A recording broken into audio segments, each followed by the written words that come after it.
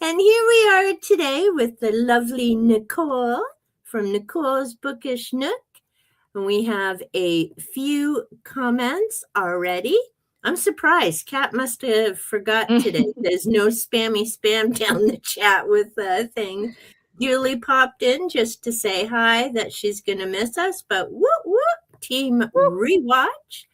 And I did a thank you to her. Jenny's with us. Countdown to chaos. Nicole saying hi. Hello, Queen Buttercup. How are you, Nicole? She's hanging in there. And Jenny's I am what I am. Oh, work soul sucking, but at least imaginary booktube friends are a great distraction. We're not imaginary. We're not imaginary. We're real. What? Yeah. Hey, Constance. No. So Nicole is joining me today to chit-chat books and wherever else we go. And contrary to Dave and Gareth, this is awesome, not the runner-up show, like seriously. Tell you what, guys. Take it. Oh, there we go. We're traveling.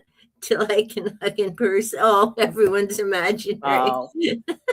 Yes. Well, sweetie, you've got 2 bookcases now as tall as Ven and full of physical books, which is hilarious. We have switched her to physical books from the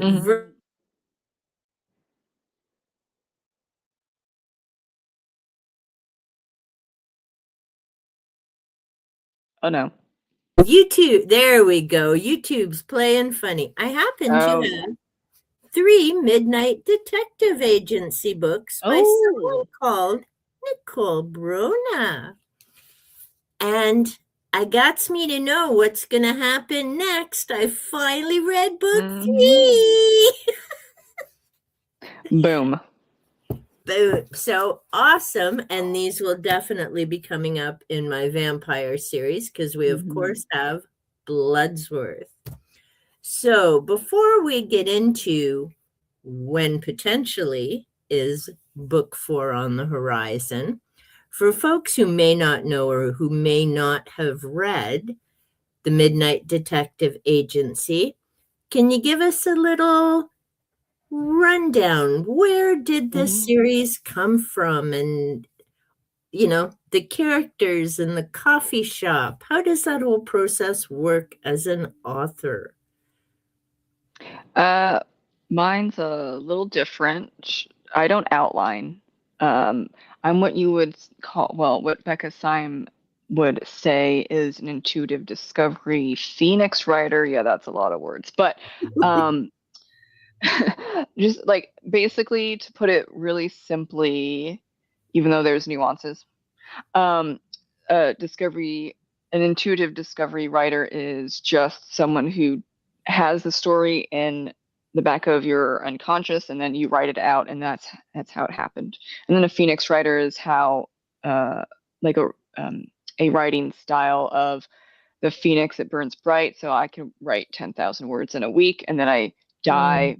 And then I'll take a month off, but then I burn brightly again as being reborn. And so then I'll write 30,000 words in a month, and then I die, and then it just goes up and down until the book is finished. I don't know when the next one is out. I haven't written for a very long time because I'm a type of person where if I'm stressed for too long, I can't really be creative. So I do have like 4 work in progresses. Nice. But yeah, it's been a hard 2025 and we're still going into 2026. So I'm just trying to pay bills and not lose the house. Therefore, it's like that's that kind of stress. Not like, oh, I'm having, some trauma at work. No, it's like we're in survival mode. So I can't be creative. So I'm sorry, everyone. I don't know when I will publish anything, but it will happen. It's just not like, yeah, it's a struggle bus. But I just came up with Bloodsworth's character first because in science class, I think it was like biology in high school, there was a scientist with the last name Bloodsworth, and I'm like, that's a great, Oh, cool. yeah, a great vampire name. And then it took a long time. I guess it was like a decade. Oh, that's aging myself. Yeah, it took a decade to get But I everything mean, that's set the up. reality, right? It doesn't just Yeah. boom, boom, boom, like pieces come together. Yeah. And so then I knew that it was urban fantasy, and then I realized, oh yeah, it's a mystery as well because it has the Hmm. mystery beats and it's urban fantasy, and there are expectations and well, yeah, there are expectations and beats for both of them, and I hit both of them without knowing I did because I read a lot of mystery and urban fantasy. I'm one of those writers where I just soak up a lot of stuff, and then like I can say, I don't know, I just write because I have a lot of people that ask like very specific writing questions. I'm like, Yeah, just write. I don't. So like your I wrote, style's different. yeah, so I wrote out the mystery beats and I wrote out the expectations for urban fantasy, and I plopped it right on the page. I don't know. I just wrote it. I'm kind of boring that way, though. I think it also it helps for like quite a few people that write like me, because for a long time Yeah. people were like, "Oh, you need an outline. Oh, you need to do all of this." And I'm like, "Well, I kind of don't because I've published 12 works of art. So Good for obviously you. something works Yeah. in my brain. I mean, I'm not publishing like 3+ books a year, but that's not how I do things. I don't, that's not how I work it. I had a lot of people say, "Oh, wow, you're already doing two before 2025." I was like, Yeah. they were like, "You're already doing two. You could pump out three if you outline. You could pump out four if you do." And I'm like, I don't want to. I did, Exactly. yeah, and I did try an outline because I was like, okay, I'll try that, and I just bungled that, so that didn't happen. Or I Well, scrapped that line and just went with it. For actually, Midnight Murders, that was something. see, the funny thing, and this will tie in with what you were saying with the outlines, and I asked you about this Mm. author. Now it's romance, but vampires, which is Hmm. why I read it, and I scored each of the books for 70 cents. Woo woo Ooh, at the thrift store. yeah. So I got four of them, not knowing at the time this is book 35 in the Oh. series. I'm like, what now? Jeez. And thankfully, my library, hallelujah, has book one. I'm not reading Mm. like 1 to 35. That just isn't happening. Romance ain't my thing. But I did Hmm. it for the vampire series. And I wondered, how does this woman have over 100 books published? Because the Carpathian series is just one out of, I think she's got 5 different series. They're all romance. And Mm. now, having read Dark Tarot, and I didn't mind it, like there was a bit of spice, but you can skim those. But Hmm. I've got an audiobook partway through the series that I'm listening to because I'm still trying to figure out what these Carpathian things are. They're not vampires, they're vampire hunters. But I Mm. haven't got the full scoop of what's the scoop. But I know how she's got 39 of these done. And she's the one who, I think it's either according to her website or something else I read, started that whole life mate trope dealio. Very Oh. different than the way it's played out in Sarah J. Maas.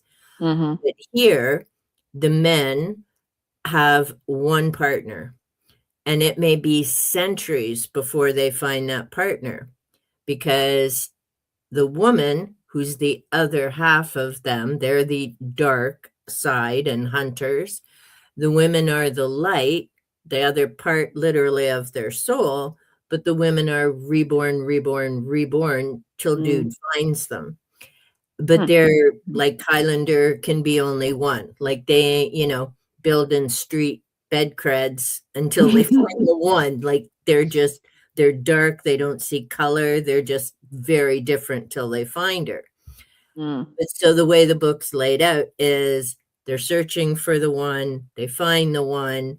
It isn't always easy. They get things worked out. In the meantime, they're connecting with other Carpathians. There's something going on. They got to figure out, yada, yada. Few little bed scenes, boom, chickawawa, especially if you can imagine it's been centuries till you find the one. And then, things get wrapped up at the end. And I have a feeling it's a rinse, repeat, two different characters. So trying to write something like that, and again, I'm not minimizing, but I'm just saying there's a clear pattern to what happens in all 39 of these books. Now, I will give her credit. At the front, she's got like a pretty cool family history and which book who appears in. So she had to have done some planning before all of this started, because these people all interconnect back and forth. But it's pretty much the same outline, but she has to really be careful that the stories continue to mesh. So there's that life mate thing, but like I say, it's the looking for the life mate, meet the life mate, adventures, rinse, repeat, which would be different than trying to write like Midnight Detective Agency is different because you've got your characters. Yes, you've got your murder and things happening, but it's a different style of writing.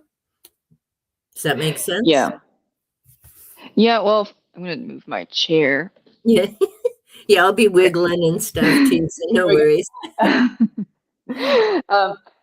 For romance, there are specific beats, and if you don't hit those beats exactly, especially the happily ever after at the end, then you did not write a capital R romance. And of course, then people are like, "Oh, that's just so restricting." I'm like, "Well, okay, then don't write romance." I don't know. And people think that Nicholas Sparks is a romance writer, and he's not. He's romantic fiction. Because he doesn't have happily ever afters. What happens with romance, and I don't write romance, I sometimes read romance, but it's so clear cut. Also, I know a bunch of 6 and 7 figure romance writers that are indie, and what it is there's the meet cute, they get together, something tears them apart, then they resolve whatever it is that tore them apart. And then you have the happily ever after. Or if it's a series, you have a happily ever after for now. But by the end of that series, it has to have a happily ever after. And so if it doesn't have, especially the HEA, then it's not a capital R romance, and you're going to get review bombed. Okay, that's just how it is. So, yeah, you pointed out the romance beats. So there are some things where some genres where it's harder, but for romance, it's pretty straightforward. It's clear cut. That's what they want. That's what the readers want. That's what they expect. If you don't give it to them, they're going to say that it sucks. And in that case, you laid out those beats, and that's what it is. Yeah, I mean, it kind of sucks. I'm sorry, but if you didn't want to write a capital R romance, then you do something else. Like Nicholas Sparks does something else. It's romantic fiction. Like there's romance. It's a love story, but it doesn't end happily ever after. And some people say, "Oh, the Notebook does." I'm like, "No, sweetie, they die." Well, and they die. Okay. And it's not like, "Oh, they live happily ever after and then everyone dies." No, it's they both die in bed. That's not considered an HEA. So they have to like have a, like a certain type of thing, not like the Notebook. So with the Midnight Detective Agency, because like you're saying, it's urban fantasy, and you're talking about your own writing as you get bursts and then take a break. In between those bursts, do you ever keep notes? Like, do you need to have little jot notes to kind of remember where to pick up, or is it just a matter of reading a bit of what you had written and then you Mhm. just off to the races again? Yeah. My memory is bad in a lot of ways, but not with writing and remembering stuff. Yay, win. Yeah, I can't exactly. I can't remember a lot of things, but I can remember everything that happens with my writing. So at least there's that. At least it's working in some capacity. Yeah. I can't remember half of the words, like when I try and describe something or name it, but Mm, yeah, I know everything, the book. But yeah, I don't take notes. I was trying to take notes back in the day, and it just messed everything up. So I'm like, okay, mm, I won't take notes. I don't need notes. My brain was wanted to riot on like any type of planning. yeah. I was like, okay, that's fine.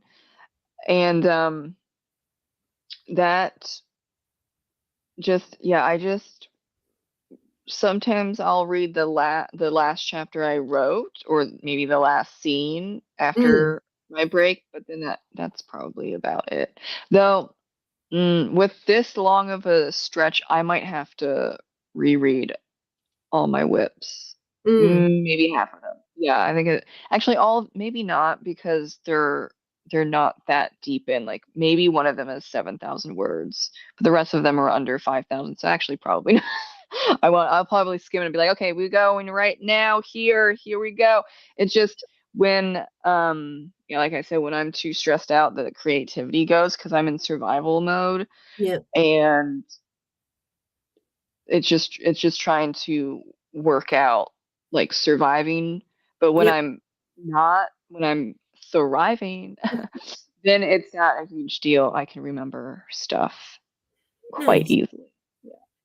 Well, and the good thing too is, and you even said it, like everyone has their own way of doing it. There's the Mm-hmm. this is the way you're supposed to do it type thing, but not everyone can work in or follow that flow.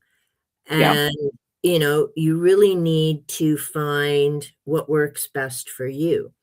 Like you said, you have your bursts of energy and then you take that pause, you get back to it. I mean, the other key is, and it's crucial as well, is when you're high stress and high stress for a while, I mean, that Mm-hmm. takes a toll on the body as well. And Yeah. so you need to recoup from that and re energize before you can even get back to doing some other things. I mean, that Yeah. much stress takes a toll, and people Mm-hmm. tend to underestimate how much that can impact not just creativity, but just day to day enjoyment of so many different things. And that doesn't mean Mm-hmm. you have to, like go get medication or whatever, but it does mean be mindful and aware of all the different things going on in life. And if you Yeah. add to that watching the news and all the other stuff everywhere, especially if you're like one of these scrollers, like Mm-hmm. it can be information stress overload on top of the day-to-day stuff. So, I mean, you really need to be mindful of your personal care and self-care and not be hard on yourself if like right now you just can't produce something. Mm-hmm. Right now you just can't produce something, right? Like there's Yep. bigger things on the plate right now, and Mm-hmm. that's life. That's life. Yep. That is so. And yeah, and it's also um yeah, I'm not keeping up with a lot of stuff, but it's because I have a job but Mhm. it really is like a two-income household, but hey, struggle bus. So I have to put all of my energy into the job so I don't lose it. Like that would be an utter Yeah. fucking disaster if I'm so exhausted and like I'm doing way too many things and I slack on the job. Yeah. That's not an option. That is not an option. So there are things where you just have to say, for now, it's okay. I don't do these 5 things, Yeah. or how many other numbers you choose. Yeah. But yeah. Well, you have to prioritize. And again, that's a big part of looking at the big picture. Mhm. Because as much as you may want to do A, B, C, D, maybe right now you Mhm. just can't. Yeah. And Yeah.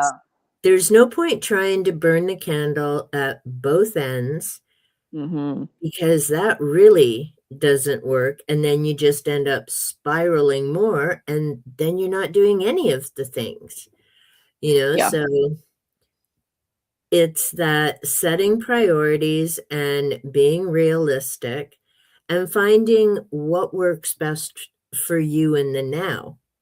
Mhm. Right? Yeah. Because, I mean, you'll eventually get back to the writing and things will Mhm. calm down, but you got to get to that place first and do the Mhm. things that keep you standing Yeah. to get there, right? And Yeah. Yeah. I've had a few writers like, "Oh, I write to relieve my stress." I'm like, "Okay." As in, like, why aren't you writing? I'm like, I don't know, because I'm having with some problem. Like, we're not all yeah, the same. And then like they were like, well, you need to get back on that. And I'm like, okay, well, let's just trauma dump then, because you're being annoying. Okay. And they're like, oh yeah, actually, I was wrong. Sorry. I'm like, thank you. Stop bothering me. That only happened twice, but it was like it was guilt and shaming me mm, that like I should actually get to work, and like why aren't you like me, where like you should be writing to relieve stress. I'm like, not everyone's like you. So then I was like, exactly. I'm gonna go, I'll go, because my patience is that's right. This conversation, we're ending it, and I want you to Yeah. feel guilty. I Well, don't care.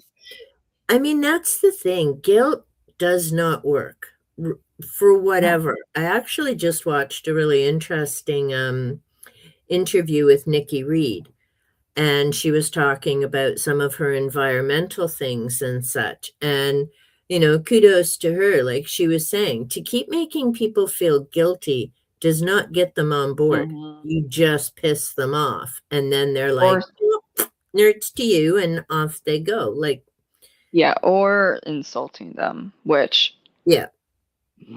how how many people do that nowadays? It's like you're not going. If you called me stupid and Mm, annoying and ridiculous and whatever else you say, why would I come to your side?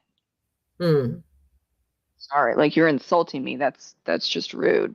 Whether, and the whole like, are you trying to truly debate someone in whatever topic it is, and it's politics or mm, religion. But if like, are you trying to debate someone, or are you trying to argue with someone and take out your frustration on people, and you're not listening to understand, you're listening to reply? mm, I mean, it's a huge problem.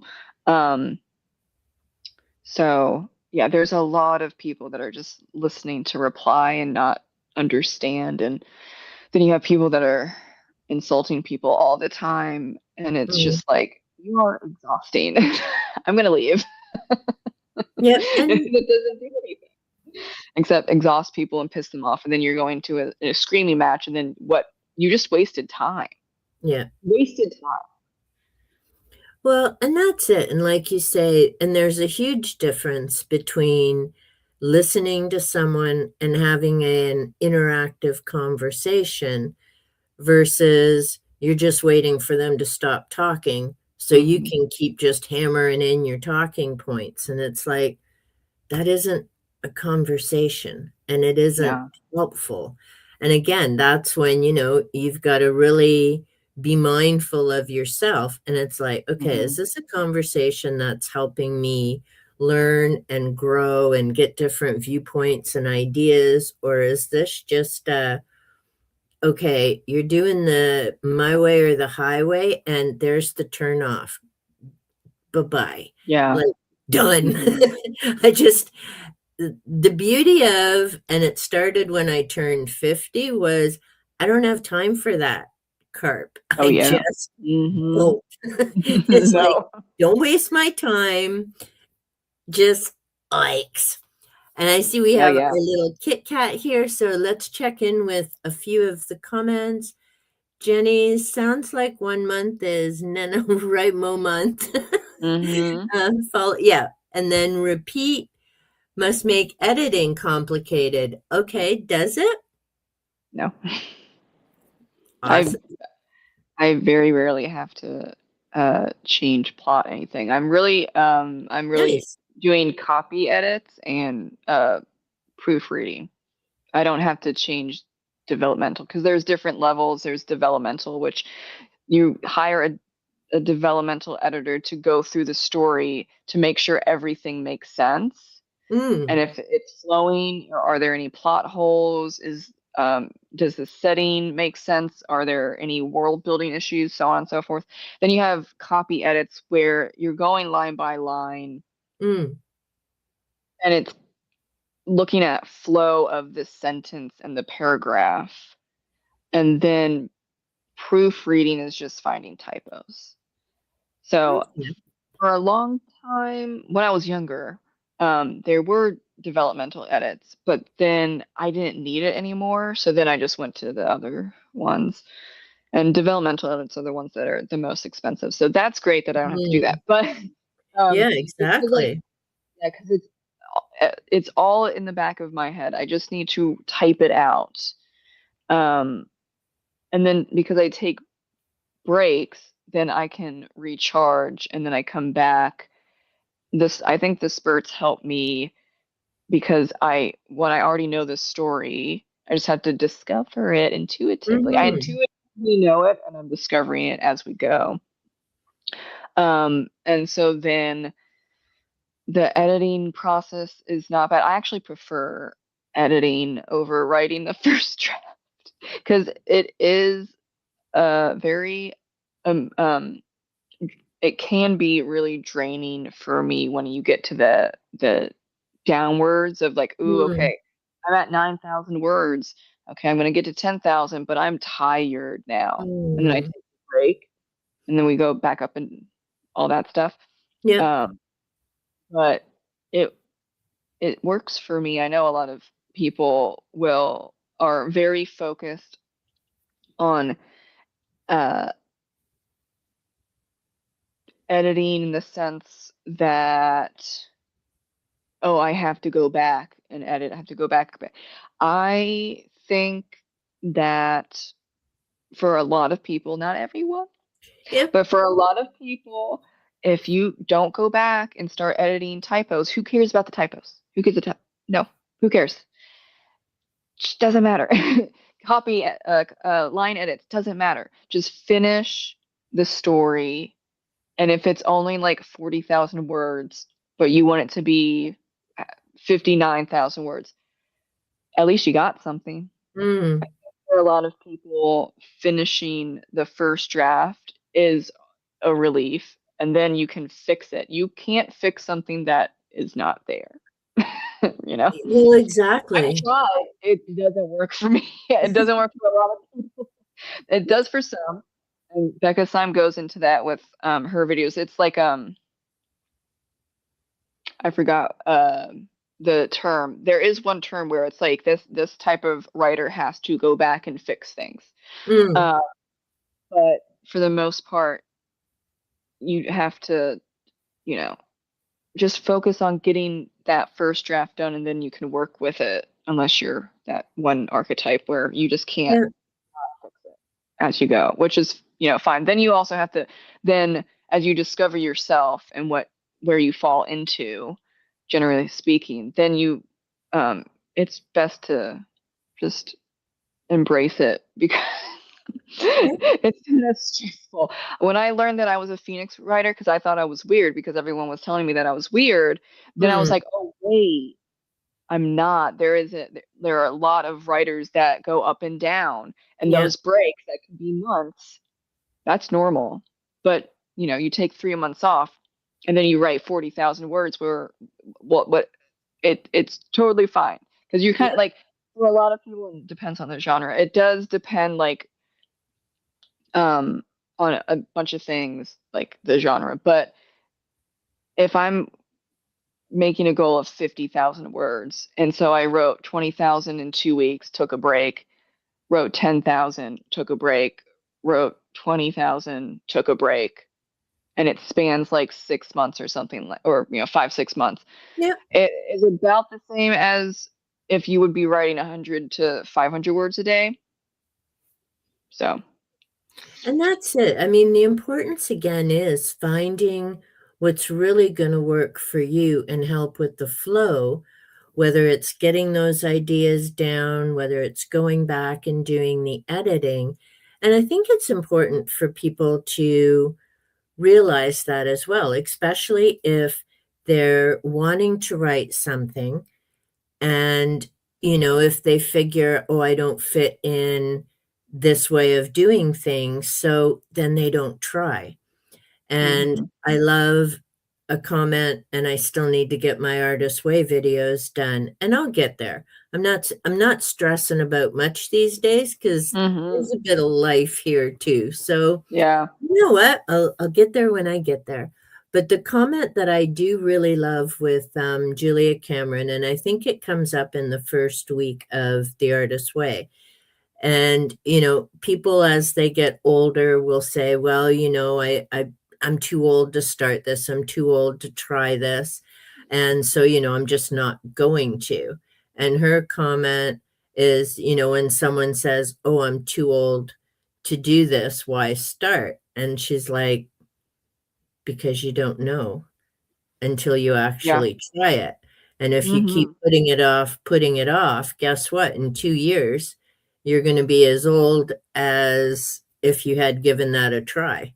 hmm But without, I didn't quite say it the way she did. Um, I'll figure it out eventually. But I mean, I hmm love that because, it's like, well, if you try today, then you at least have an idea. But if you never try, you're going to keep aging.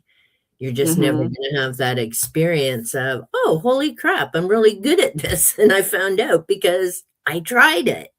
Like hmm you got to take that risk. And I think age sometimes sadly gets in the way of people doing new things because it's like, oh, nah. And it's like, that's Yeah. silly. You got to try. Jenny, she's got 5 or 6 ideas in her head. How did you push through and actually write them out? Um, I joined writing sprints. There are quite a few author tubers that do writing sprints. And then even within my ups and downs, there were still routines because you join the writing sprint, which lasts like half a day or whatever. Not saying you have to do half a day. Yeah. But like my friend Shannon, um, SD Hudson. She does writing sprints pretty much every day, and she's in a different time zone. But like, even if even though she's in a different time zone, when I was at my peaks, I would join her, and sometimes I would Mm, join her on the screen, and it would be sprints of it was either like 30 minutes, 45 minutes, an hour. It kind of just yeah. depended. Um, and then during those huge peaks, that was my routine. I would join in this on a specific day at a specific time. Sometimes I would join her, you know, with the video and we would Yep. talk in her distance or whatever. Or sometimes I'm like, I am not camera ready. So I'm just gonna hang out in her chat. But um yeah, it was just setting up a routine and then just write like you just have to sometimes you sit down And you have to say, okay, we're doing this Mhm. because the brain, it's a problem. Human brains are smart and stupid at the same time, but we're Yeah. conscious beings and we have to get a hold of ourselves and shaking like, we're going to do this. Like, uh, we got to do it, or we want to do it, something like that. Yeah. Some people don't like saying have to. I got it, but like, we're gonna do it. We're gonna do it together. We're gonna do it as a group. We're gonna have a fun time, or drink some wine. I don't know. Yeah. And get tipsy. Sorry.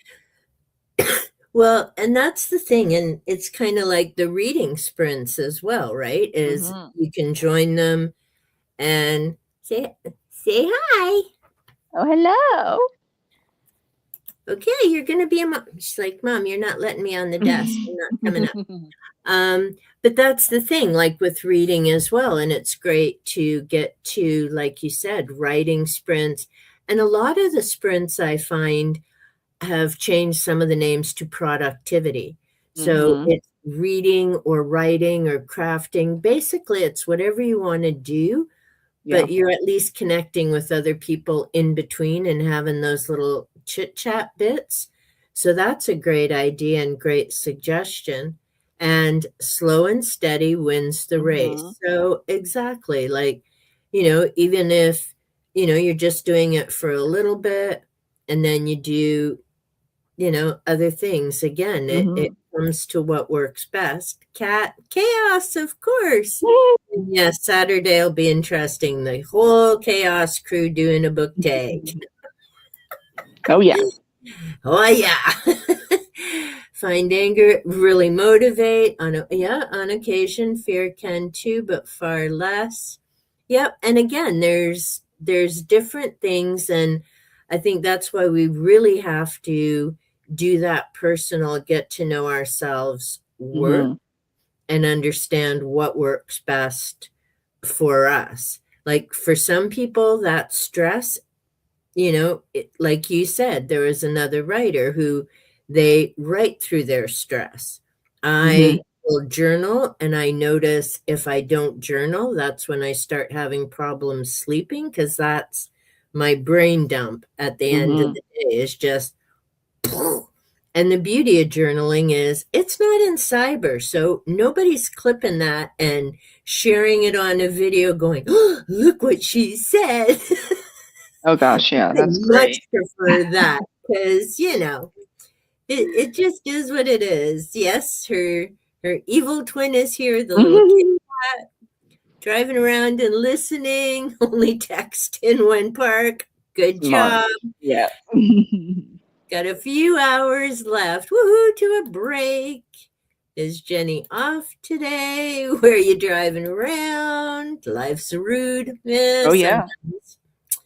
It's one of those ideas. Jameson James. Okay, that's got to be Jenny. They've got this wild, Mm. some type of vampire thing. Now Ven's got onto these pigeon vampires. I'm like, do Pigeon. not be blaming me for that bizarro idea. Oh, this one's for Elmo, but I might play with it. They have like some odd characters. Hmm. Jenny, you need to write that main werewolf character. There aren't enough of them. You should do it totally right, whatever you put your mind to. And that's it. Hmm. Even if no one ever sees it or ever reads it, it's getting that one time done. And Hmm. then it gets it's like doing any craft. And I know, though sometimes I'm just as bad and stall on it, but you do it once and you're like, ugh, that didn't turn out the way I wanted.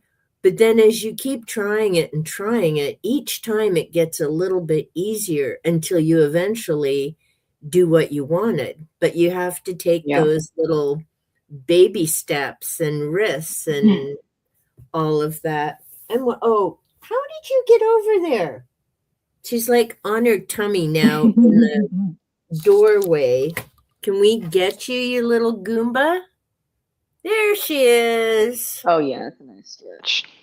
She's like, Mom, you still don't have these containers out of the way that you put in your post you were going to. There's not enough room for me to throw my toys in here with Panther. Get on it. It's going to be spring cleaning soon. Oh yeah. Oh, she's such a diva now that she's hit like, the shorts, and a couple of hers went to 1,000. A couple didn't, but she's like strutting her stuff like, oh yeah, look at those numbers, Mom. I'm like, oh my God. Yes. Yeah, see, people love the cats and the dogs and everything like that.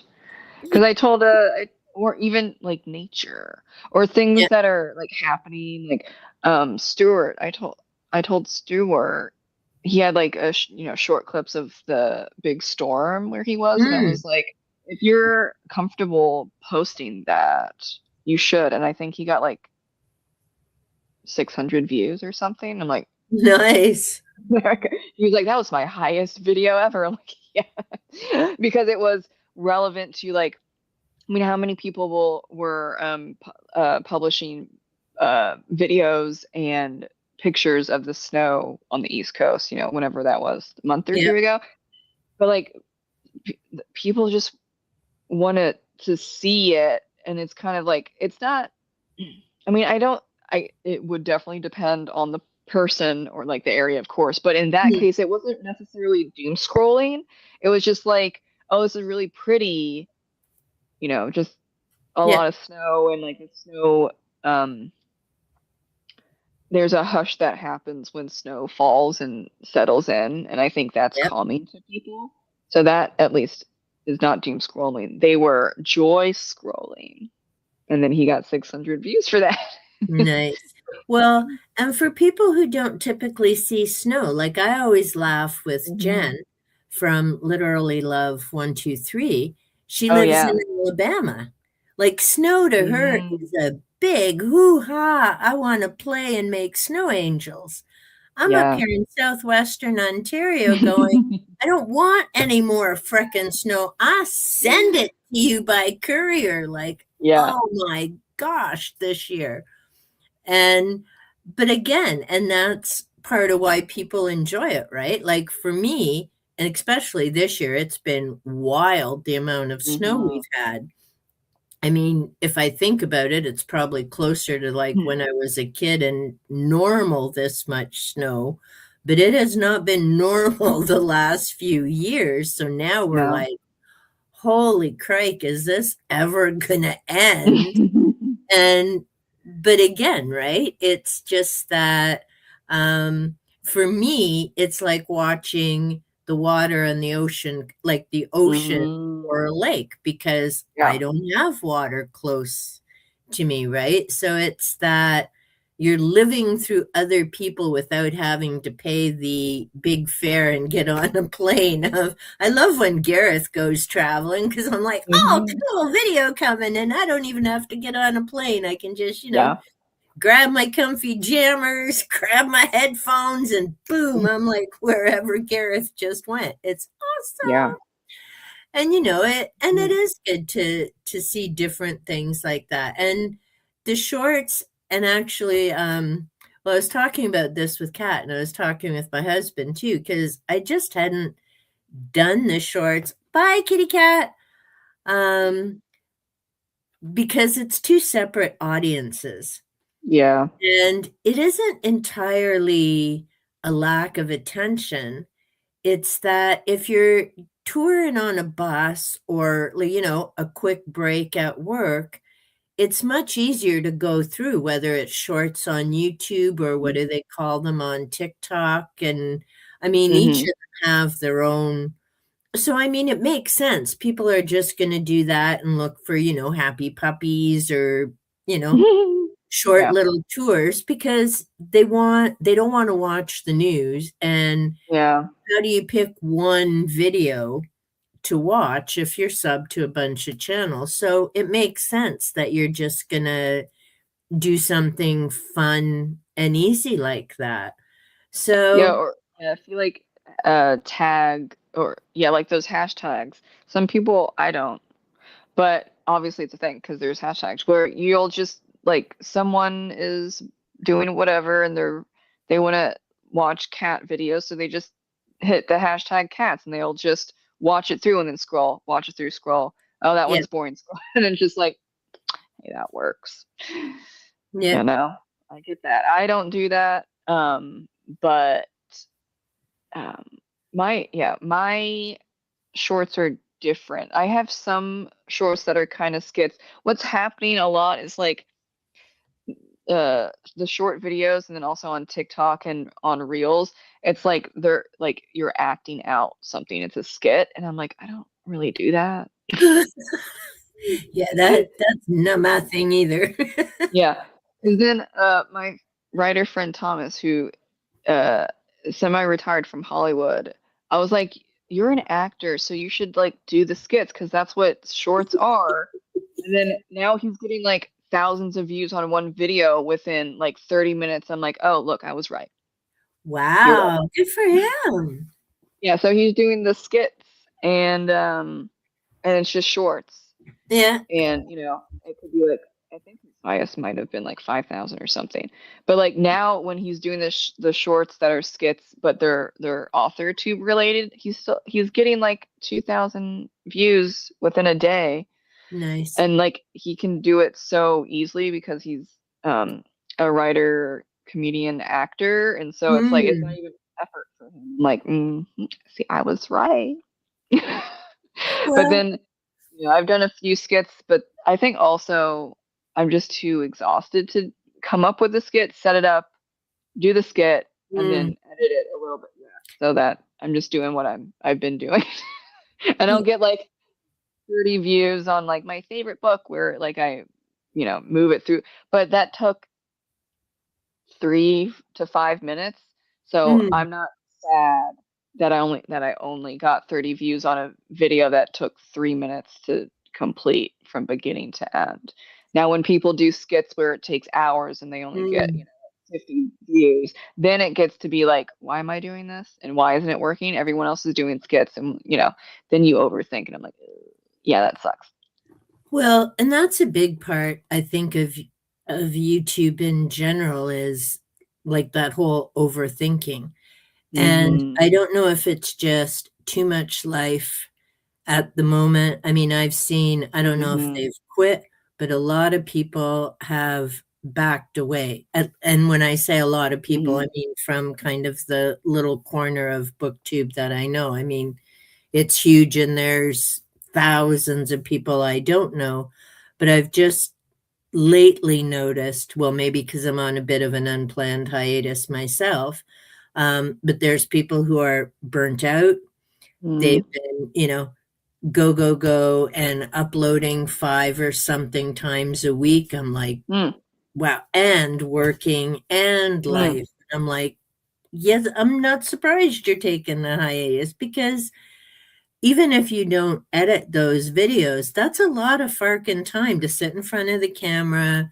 Yeah. If you add anything into the video and just uploading time with YouTube, which can be anywhere from like a few minutes to a half an hour, depending Mm-hmm. on the day and the time, because you got hundreds, thousands, whatever, all uploading at the same time. So I've noticed some people who are like have really cut back on the number of videos, or they're just on a break and they'll, see you when I see you when Yeah. and if I'm coming back. There's some people I've noticed who have started and stopped channels a couple of times. So, Mm-hmm. it's just, I mean, I think point number one is why are you making videos? And if you're planning on Yeah. doing it for money, good luck Yeah, you have because, to do very specific things. well, and I've just noticed a couple, and the one just irked me. Um, because I think they're into year 6. The first 5 Mm. years, they didn't do much of anything. It's not a booktuber. I was watching some other Oh. stuff, and they really didn't do much the first few years. They kind of Mm-hmm. random here and there uploaded. Then the past year, they've uploaded once a week, and then within 6 months, they were monetized. And Mm. before the end of the year, getting their first check. I'm like, WTF? Because I've seen a ton of people who have been uploading weekly, not just one video a week, not just one a week, and they're nowhere near getting monetized. There was another Mhm. person I watched, and I like her. I subscribed. She's on year 9, just got monetized. Oh yeah. And the way she was talking was far more realistic. And I laughed out loud and laughed my ass off Mhm. because through her video, she's like, you know what? Subs don't matter. Viewers matter. Mhm. And you people not watching, unsub from my channel because you're killing my analytics. Go away. Yeah. You're not helping me. Yeah. And I'm like, boom. Yes, I did a thank you unsub video. Say it, ladies, say it. Mhm. And Yeah. that's not to say I want everyone unsubscribing, but I mean, it's lovely when you see these things. Okay, everybody go over and sub. And they sub to a channel, Mm. but they sadly don't watch. Yeah. You know, it's a question of what's motivating you and what's important to you. And I always say it's the viewers. For me, it's the viewers, Mhm. it's the interaction, it's that connection. It's why I Yeah. do it. Um, and yeah, it's nice to see those sub numbers go up, and you appreciate each sub for sure. But again, if you're looking for that interaction, it's the viewers who make that world of difference. Even if the comment is a thumbs up or a smiley face, it also I'll lets you take that. know who's Yeah. watching, right? Mhm. Because I like that. Let's do that. well, sometimes you never know. I mean, I laughed the other last week on Dave and Gareth's live stream. I didn't know Brandy knew who I was. I had no idea. Mhm. And so again, right? It's that you just don't know. And the other part is, don't take for granted who may or may not be watching because Mhm. it could surprise you. And again, it's one of those people don't always leave comments because it depends on where they are when they watch Mhm. the video. Maybe it's on a watch later list, and that's happened to me a few times because that just automatically goes to the next video. Yeah. And so a few times I've had to retype my comment because like I start with my hi and then I watch the whole video and I just type little bits in throughout the video usually. But if I Mhm. do that on a watch later, a few times the video's ended and I'm like, no, there was something else I wanted to add. And so then I go Yeah. back and it's like, okay, what was it? So there's a lot of reasons people don't. Sometimes they just Mhm. hit the like button, which is always appreciated too, because again, YouTube's looking for interaction. Mhm. And that's the big dealio, right? Either hitting the like or leaving a comment, it all helps. And yeah, so this person who's been at it for 9 years and just got monetized, I'm like, exactly. Yeah. It's rare for it to happen in a year. I mean, it's nice for the folks that do, but that's not the reality for the Mhm. vast majority. I mean, anyone over 1,000 subs, kudos and congratulations, because Mhm. that's a very small percentage of Yeah. the 2 billion users. And granted, they're not all content creators, but that 1,000 and over is a very small group of content creators. And sadly, Mhm. some people give up just before they're going to make it. And they'll never Yeah. know because they don't stick around. Yeah. I think this year will be 9 years, but like for the first 5 years, maybe like a couple videos per month. It wasn't consistent. but I wasn't, I was just doing it just for kicks. It wasn't even like it wasn't serious. So yeah, you go back. I deleted some videos, maybe like 10, Mm. but that's about it. So those were like really bad, like you couldn't hear me. Okay, so we didn't need those. But yeah, you go like all the way back, you can see me. That's in my early yeah, or no, my early 20s, whatever, I can't do the math. You can see me like fresh out of college. I do kind of look the same. Um, Yay, jeans and sunscreen, very important. And but like it's obviously not the same, right? But yeah, I've gotten way better. And that's good because it's called growth. But Well, yeah, exactly. yeah. And so then and of course, like BookTube has changed a lot in 9 years. So there Mm. are a lot of videos that, or like the setup is also like would be weird if you're watching like in 2026 and you go back to like 2018, you're like, it's an interesting setup for BookTube. I don't know about that, or whatever it is. And yeah, also, yeah, using not great camera and or video recorder, blah. But then I got like not really even like serious the past 3 years. Mm. But it's it's just yeah, I do wonder. I'm not going to because that's so much effort and why would I? That like people say, "Oh no, it's you're it's all about newer content." And I'm like, "I don't know because I might have like some type of stain or something on my channel where it's been like 9 years and yeah, I just got like monetized last year, but like my views don't like it kind of it's kind of stopped. Then again, it might not even be my channel necessarily. It could just be like one BookTube's niche, but then everything that's happening, people are more focused on watching the news and Mm. their energy is not towards a lot of things.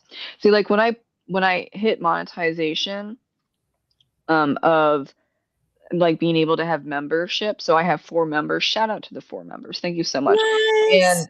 And they've all stuck around, and 2 of them, like the moment I said I had membership, they signed up. So it's been like they've been with me for a year, or yeah, a Great. year, and then another one is 8 months, and then another one is 7 months. I'm like, yes, thank you so much. But that was like right when the everything was hitting the fan.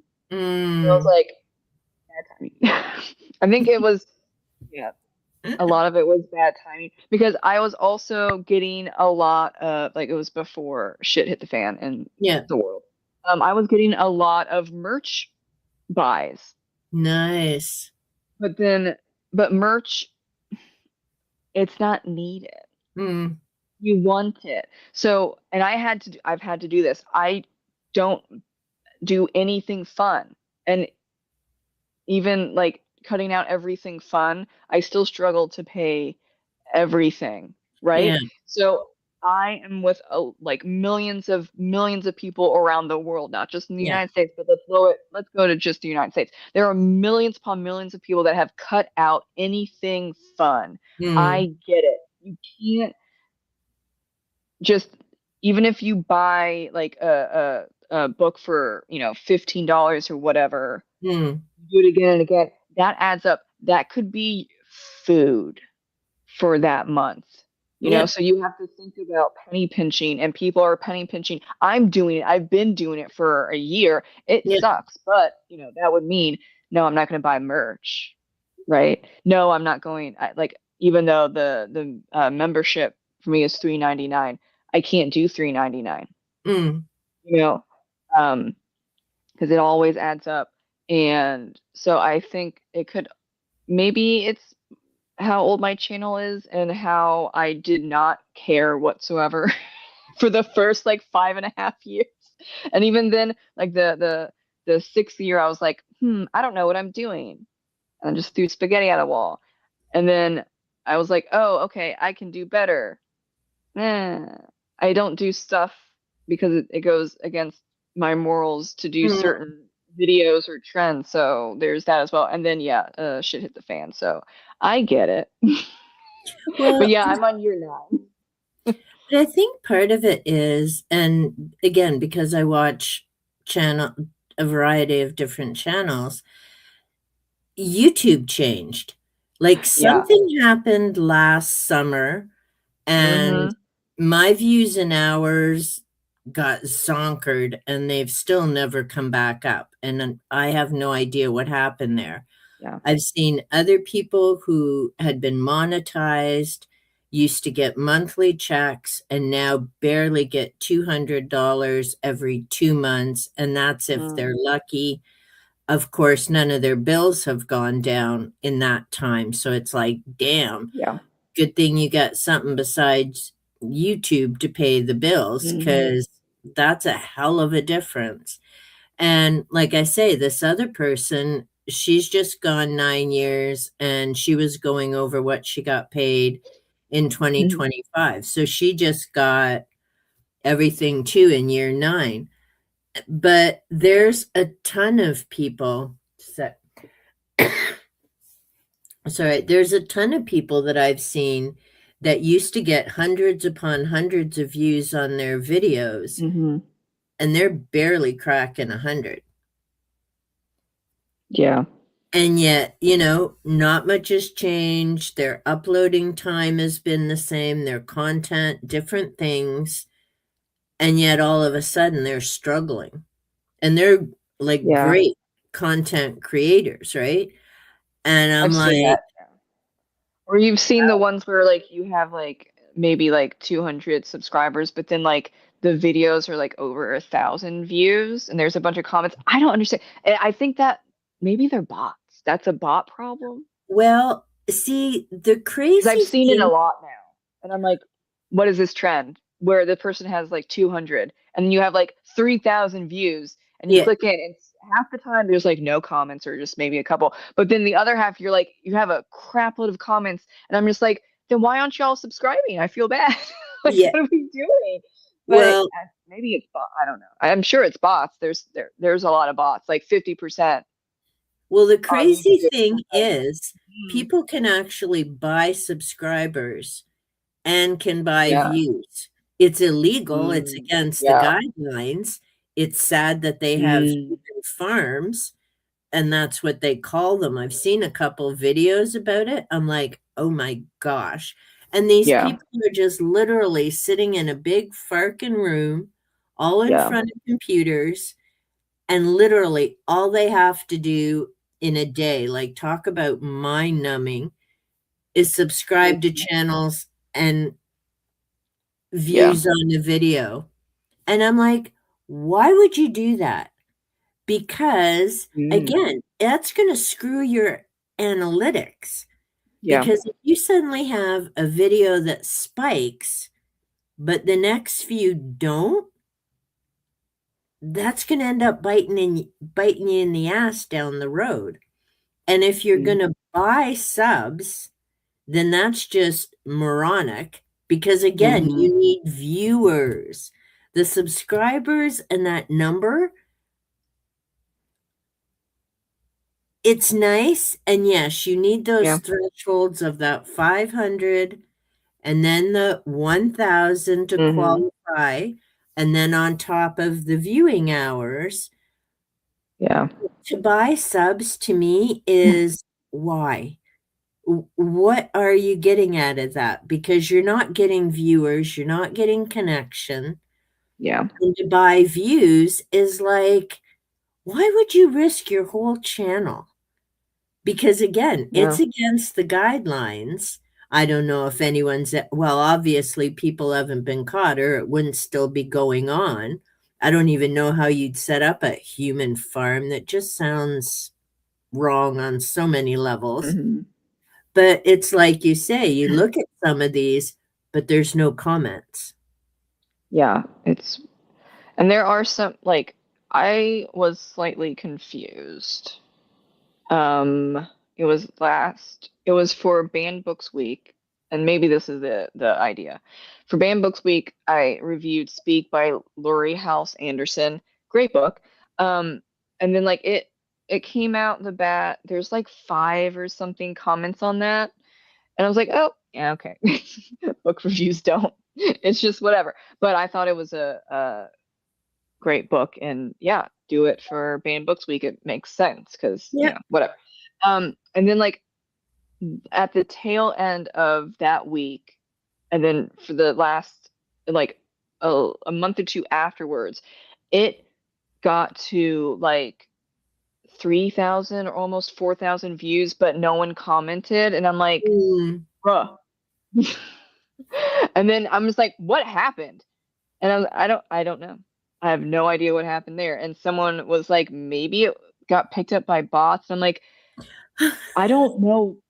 Well, What would did the you check bot your say? watch hours? Did you look at your watch hours in the studio Oh, on that yeah. video?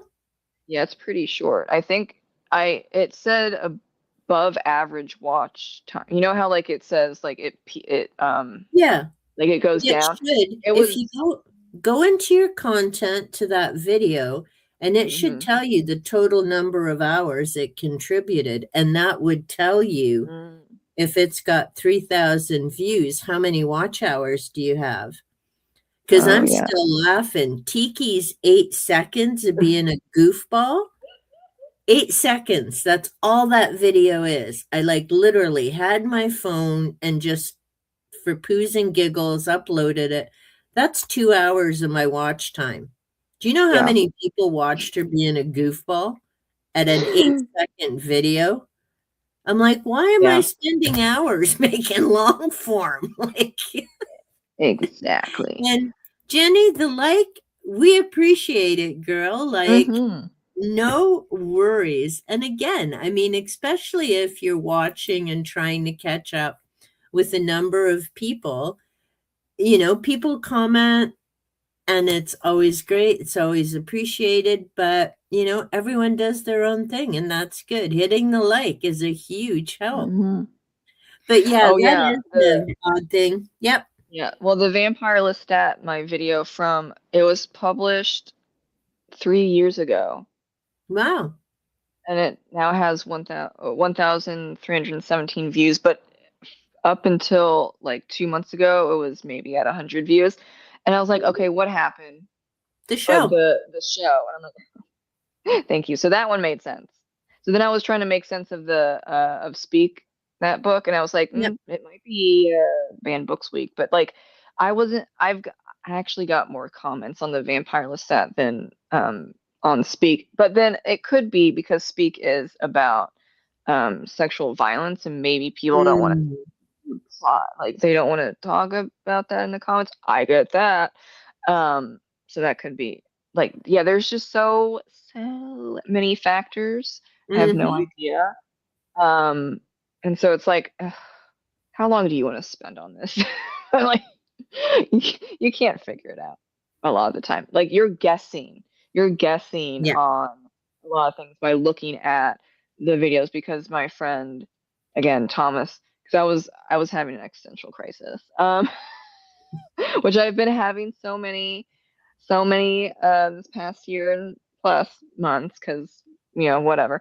And so he looked through my analytics and he was like, oh yeah, so these are the popular videos. So like, you know, try and do like more of these. And Mm. it was like, why would they do it? Like why? And he's like, I don't know. I'm like, I it's just, do those if you want to. Try it again. I'm like, okay. Well, and that's the thing is, and you said it exactly. There's so many variables. And I mean, again, I've watched a lot of content, different genres, and I can't find anything consistent to go, yeah, you should try and do that, or you need to focus more on this. I mean, I've seen everything from gnarly backgrounds, people who don't look Hmm. at the camera. Audio, at least, is usually good. Yeah. Um, but just so many different things. And you see some of the really gnarly ones get hundreds and hundreds of views, and you see the spick and span, clean, awesome, barely Yeah. tops 100. And I don't, and I mean, even with uploading time, it varies. And I don't know if Yeah. that's what it was with the one short with Tiki and the Groundhog. It, th- Mm-hmm. I, I just put them up and I hope people who enjoy them find them. I don't do a whole crap ton of hashtags, and mainly because a lot of different of the bigger YouTubers, anyhow, the how to channels are like, hashtags really don't make a difference. Like, not very many people throw in hashtag to find something. They'll either scroll down like the suggesteds on their side Mm-hmm. or be really good with your description box. And actually, YouTube search is how I get a lot of new viewers. And that's why Mm-hmm. I always make sure I put my books and stuff and make use of the description box. But I don't think there's any magical, and I don't think it's a YouTube hates me kind of thing. I think it's when you realistically think of how many people are putting stuff up, whether it's booktube, paranormal, whatever genre. And then Mm-hmm. there's those AI channels, which, Slop. oh, Ugh. blows my mind. Some pretend to be news, and people can't tell they're watching a farking machine just gaslighting them, I guess is the new term. I'm like, and there's hundreds of comments. I'm like, Mm-hmm. how can you not tell you're looking at a machine? Yeah. And some people don't care, but then also a lot of people don't know how to spot it. I I was I am able to spot it, especially with book covers, because, and this started 2 years ago in Mm, the author community, and it's just like, so I noticed like the how that works. And so I got 2 years ahead of it, I guess. mm, So now I can really tell. Um, so there's that one plus, I guess. But a lot of people didn't have a head start. So now they're just like, they don't know or they mm, can't figure it out. But I can, like, 9 times out of 10, I got it. But it's depressing that it was, oh, yeah, it's because there are a bunch of AI covers that are stealing mm, from others. So be wary of that. And I'm like, oh, shit. Okay. And then, like, I would not buy an AI book cover.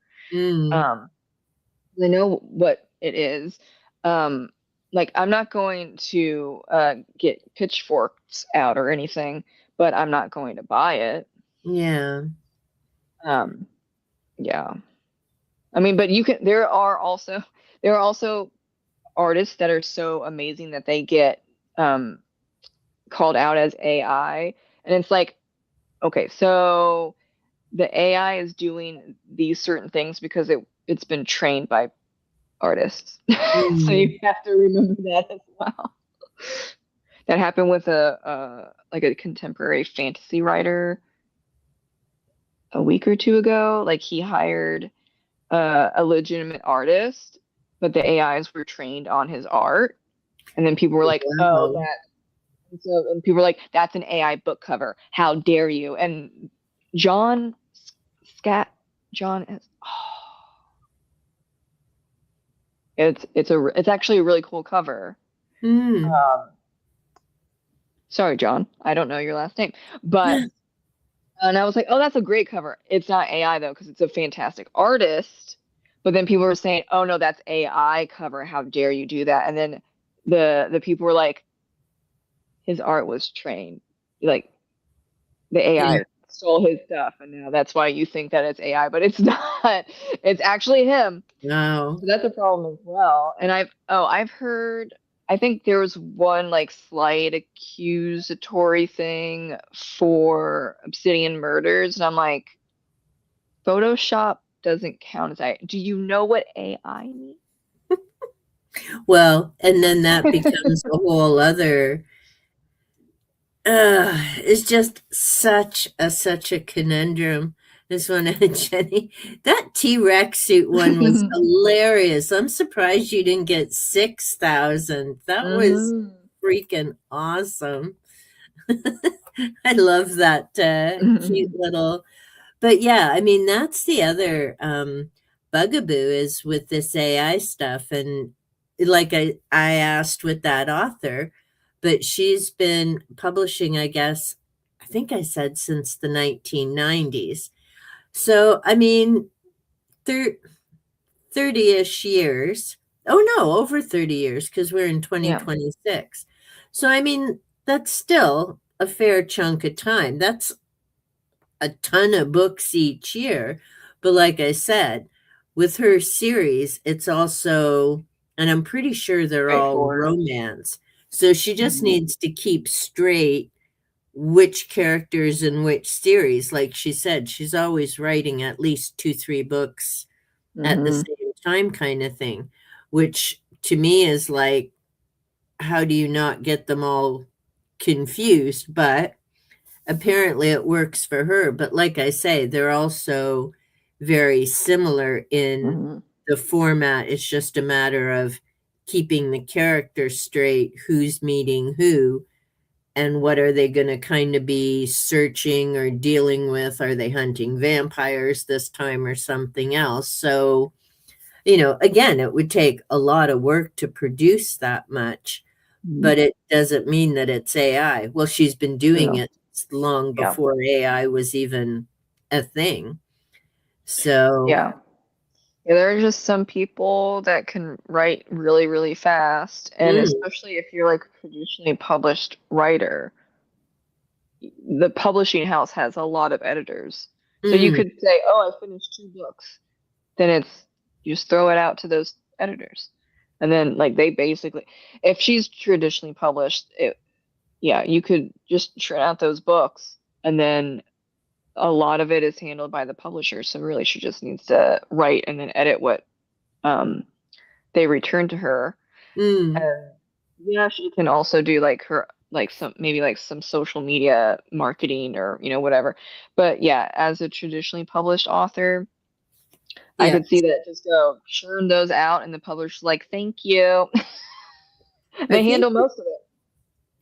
yeah, I think it's Valentine. Oh yeah. Oh no, Oh, and if Berkeley. oh yeah, and if it's Berkeley romance. So kind of like a Harlequin romance, I would think. oh yeah, they Different like company. yeah, romance genre is it 1 or 2 billion per year? They know how to work it. They do. They know Well, and exactly what they're doing. They yeah, have and no like problem. yeah, she's been doing it since the 1990s, so it's she could probably write half these in her sleep now. Mm-hmm. Yeah. Or like Nora Roberts has so many books. Now she does more than just romance, but like she has how many books? Oh, I don't even know. Oh I've read a yeah. couple of hers. Cat, oh, see, she's not here. Cat knows the name of the other book. J.D. Robb is her other Hmm. name, I think, and those are her Oh. mystery or whatever type of books they are. But yeah, I think Yeah, yeah, if Cat was here, she'd know. there are just some writers that can churn out and it's just the easiest thing and it doesn't drain them or, anything like that. And some of them outline heavily and some of them are they just sit down and they'll write 10,000 words in a day for fiction and nonfiction. So yeah, Mm, it definitely just depends on the person. I mean, is it uncommon? Yeah, but that doesn't mean that it's rare or impossible. It's just like I wouldn't say it's the majority of writers, but even mm, if like let's say 60% of writers can only write and publish two books a year. Let's just go with that. That I'm just making up whatever. So okay, yeah. that's 60%, two books a year. Fantastic. But then you have the other ones that are like, oh, I can write a solid book and put it out like every couple months, yeah, there are people that can do that. That just kind of depends on the person. Oh Dang! yeah. Okay, so Dave, this is for you because you were joking around about me having tats. Booyah, dude! I got two.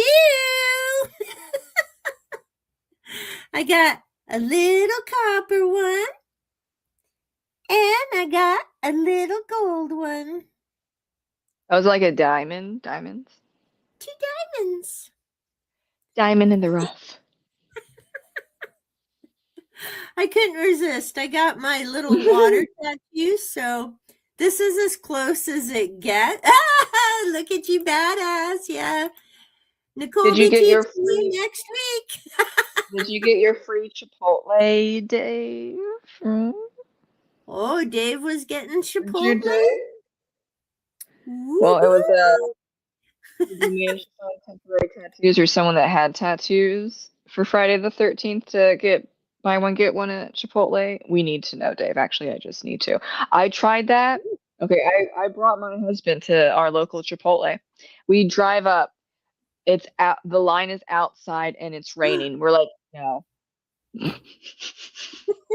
can't do that today. I was like, no, no, no, no. Also, we're not.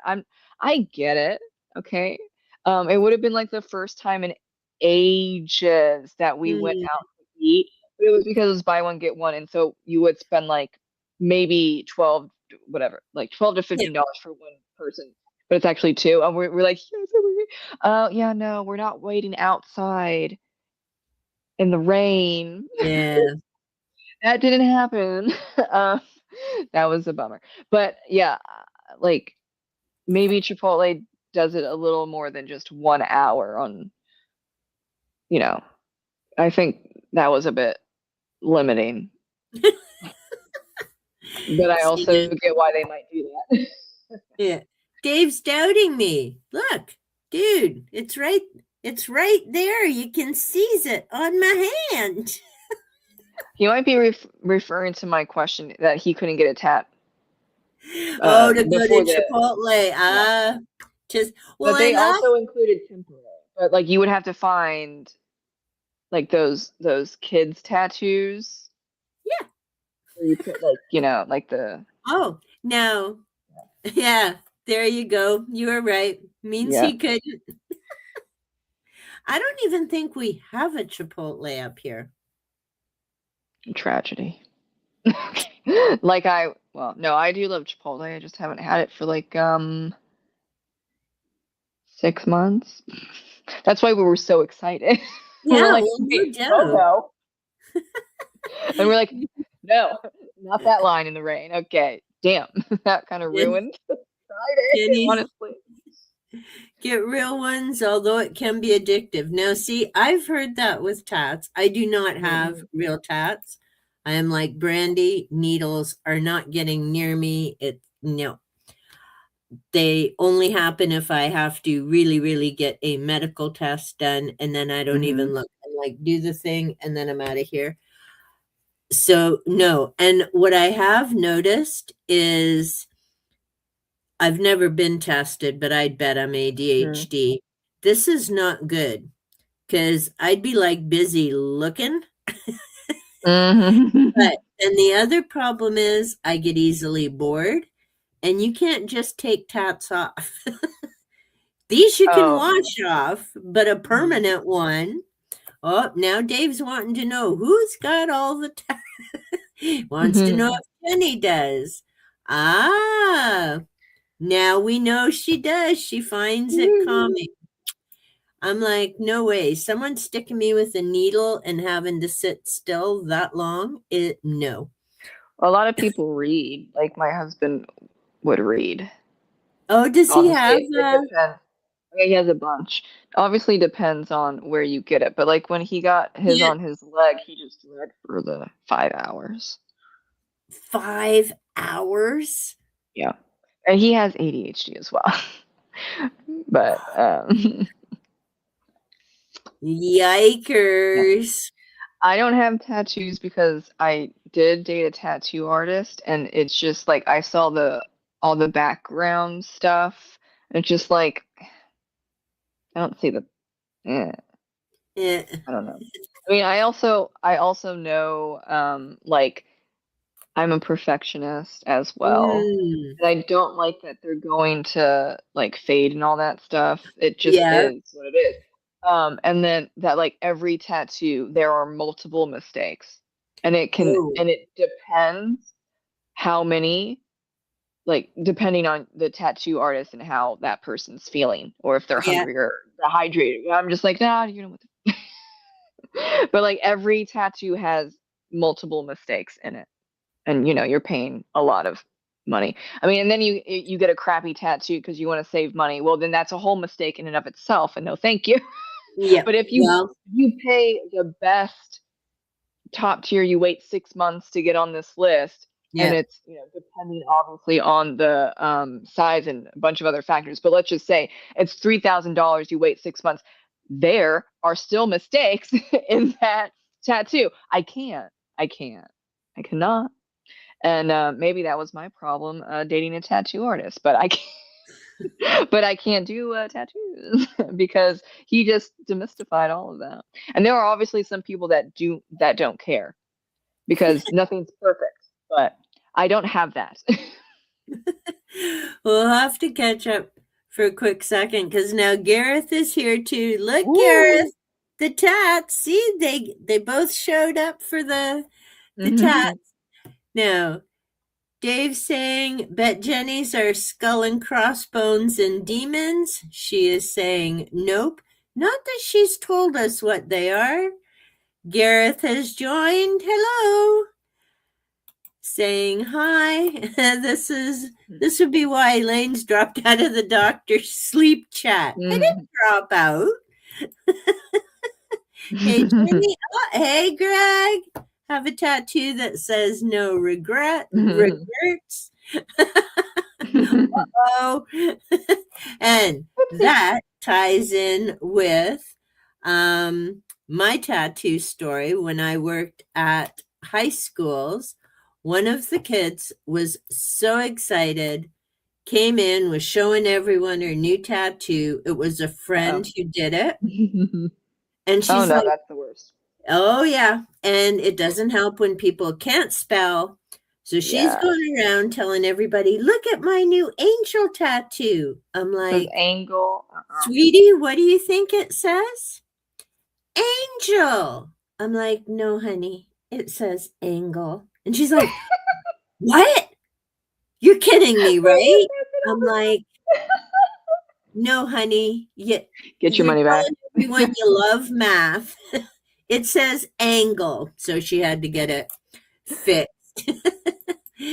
Gareth Oh. saying hi. Nicole, Gareth shows up right after me. I can't ditch this guy. He is just all over the place. He's watching him. Are you home yet, Gareth, or are you still on holidays? Oh, Dave's worried now. Great. She has to pretend to be into shapes. Mm. Exactly. So she had it fixed, but she did learn don't get someone who doesn't know how to spell to put angel on your shoulder. And, Or just do an angel. that might have been easier, but these are, No. oh, mine almost got Yikes. misspelled. Ah, very good. Yeah. And that is a good thing because, Mm-hmm. I mean, it's got to be hard for them too, with because it isn't the same as drawing and sketching. I mean, you're poking dots. What's pointillism? Is that what it's called in art, where you do all the dots and it's the dots Mm. that eventually make the picture? I mean, essentially, that's what a tattoo artist is doing. They don't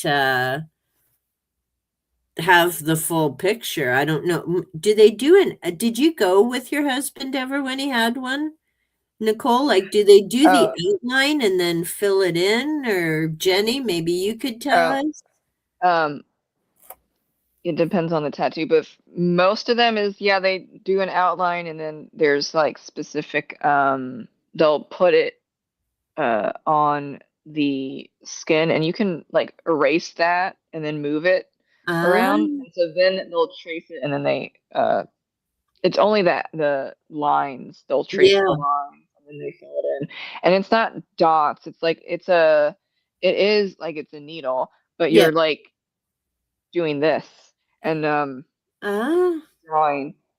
There are tattoos where it's a needle with and it's like well, it's in a couple of cultures. I don't, so they all have their different names, but it's a yeah. needle on a stick, and so you have the ink on it, and so you're tapping like that. So then that is kind of a Mm, little bit like dots, but yeah, yeah. yeah. Wow. So it's stencil, then outline, and then they fill it, and like the black out, outline. You always see black, it's because it holds in the ink because it will move. And Yeah, I just exactly. I get nervous when you see like watercolor or the tattoos that don't have the outline. Mm. It's like, oh, that's gonna be mush. I'm so sorry, but you should have done an outline, even if it's a very thin black outline. But if you want to do that, that's fine. And then you're gonna have a blob. But So Gareth's still at work, so it's another week, then he's off. Cause see, it's March break here in Canada, but in the UK they mm, still have a week.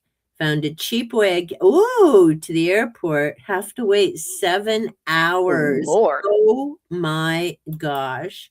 How do you kill Yeah. 7 hours in an airport? Sleep. Snacks, a good Yeah. book. Yeah. Yikes. Okay, so Jenny's were stenciled first, then outlined, and then filled in, which makes sense. Mhm. Feel more like, oh, more like scraping rather Mhm. than stabbing. I'm still not doing it, but cool. Yeah.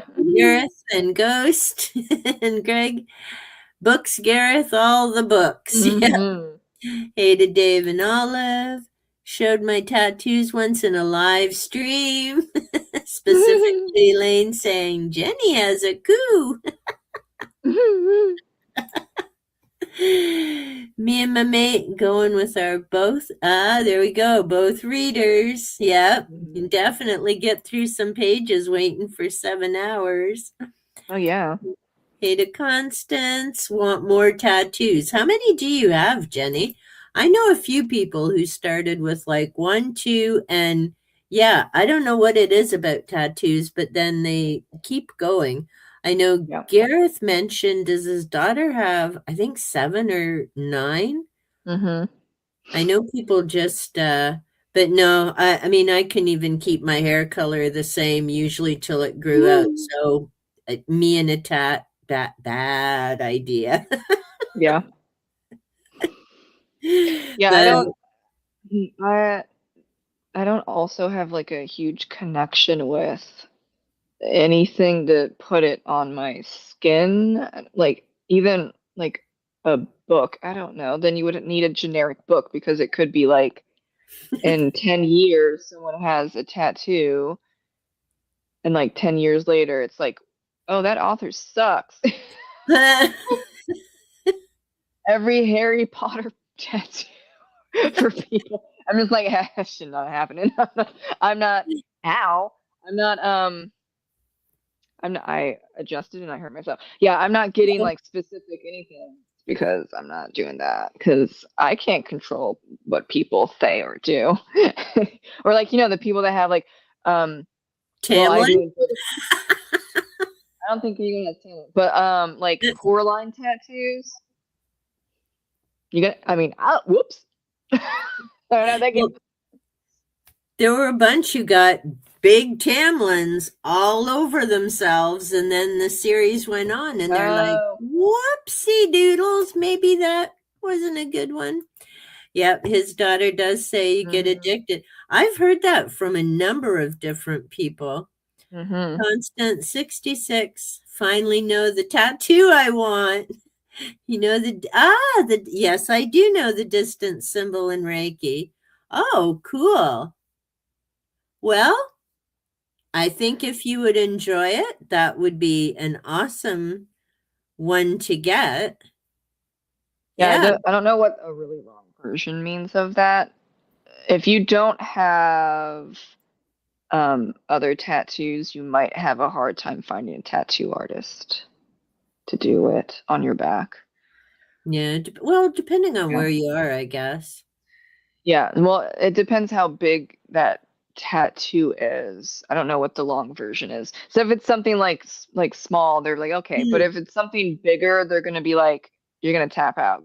We're not Yeah. doing that. Just like how there are certain places where unless you have a bunch of tattoos already, they're not going to tattoo you. Like if you if you say, "Oh, I want a neck tattoo," but you don't have any other tattoos, they're going to say no.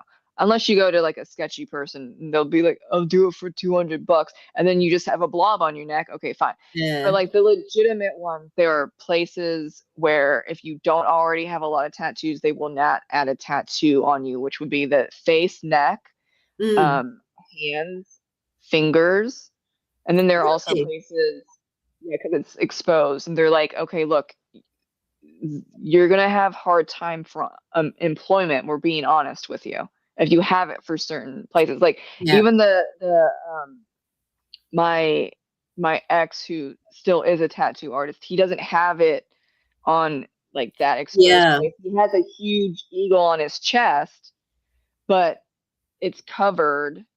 So With a let's just shirt. say, yeah, oh, I can't do tattoo anymore. I got to go back into the work environment. Well, then that will cover it. Yeah. He was like, we're not going like the eagle is spread eagle, but Yep. like here onward, yeah. So you have to think about that. Yeah, And see, I didn't know with the hands tattoo, and that they wouldn't do it. yeah. So tattoo artist, if you don't already have, like, it's a lifestyle after a Yeah. certain point. And if you are not in that lifestyle, they will Yeah. say, no, I'm not doing a tattoo on your hand, face, neck, because you will not be employed by the vast majority of other Yeah. people. We don't want to deal with that when you come back to us and say, give me my money back because I can't get a job. Yeah. Or, get it removed. Well, mind you, Yeah, then they'd get paid, but I yeah, think that's worse than getting the tattoo is getting it removed. Because that's not easy. yeah. So Jenny wants a Lord of the Ring full sleeve. Oh, that'd Now be I cool. used to work with someone who had half sleeve with the Oh, yeah. Tower of Sauron and a whole bunch of stuff around it. Like that was a chunk. That was a lot of book hauls at my thrift store, Hmm. which is how I now determine my life. Okay, there's Book this I haul. could buy. How many books would that buy me at the thrift store? No, Yes. I don't need that. Yes, I need more books. It's sad. Absolutely never know what you find out about someone you have a tattoo of. Exactly. If I had one, it'd be Floyd the Muppet. Right on your back. Be an enabler of your distance symbol tattoo. So we have two that Hippers and Gareth. So many tattoo. Oh, Mm. really? Yeah, we Oh, have because a it's few near around the here. water. Yeah. I'd expect to have difficulty finding some. Oh, and the Oh, yeah, money to do it. Yeah, because yeah, they is not yeah. inexpensive. Booktuber It's plays. better. Ooh, in It's prison. better. Yeah. Yeah, it's better to uh pay a lot of money and be on a wait list than pay not that much and have a shitty tattoo for the rest of your life. Yeah. I'm like, if, and also one reason why and well, one of the many reasons I I want to see your whole oh my God, what's it called? Mm, it's a it's people artists have it. It's a book where all of their work is. Portfolio. Portfolio. Yeah, there you go. I want your whole portfolio, and we're gonna discuss it because, and then we'll talk about. Yeah, no, not. And then that's that's also where you can weed out like annoying, Mm, egotistical ones who are like, I don't think I need to talk about it. I'll just do it for you. No, no, no, no. We're talking about it. Also, because yeah, I'm paying $4,000 for this, we're talking it out. exactly. So, And Jenny's saying even certain chess pieces can get refused, which makes oh yeah. sense. I mean, for a lot of different reasons. That shit hurts too. Yeah, yeah, exactly. If I got another, it would be a banjo. You know, Greg, I'm just never sure if you're being serious or just messing with us, dude. On your knee. There we go. On my knee. See? Bonus points to Gareth. Woo, 20 points. Jinx twice. Yeah, bought enough books. Time for tattoos. You guys still got money for tattoos? Chick, you won the lottery. You talking about? I stole the idea from Billy Connolly. And yes, yes, I've seen most of the, well, on screen. It should watch how I say things there. He can do his own the way he draws. Yep. Awesome man. Extremely popular here. Loved by everyone. Has to be one of the funniest people on the planet. I don't know. When I think of UK humor, I think of Benny Hill.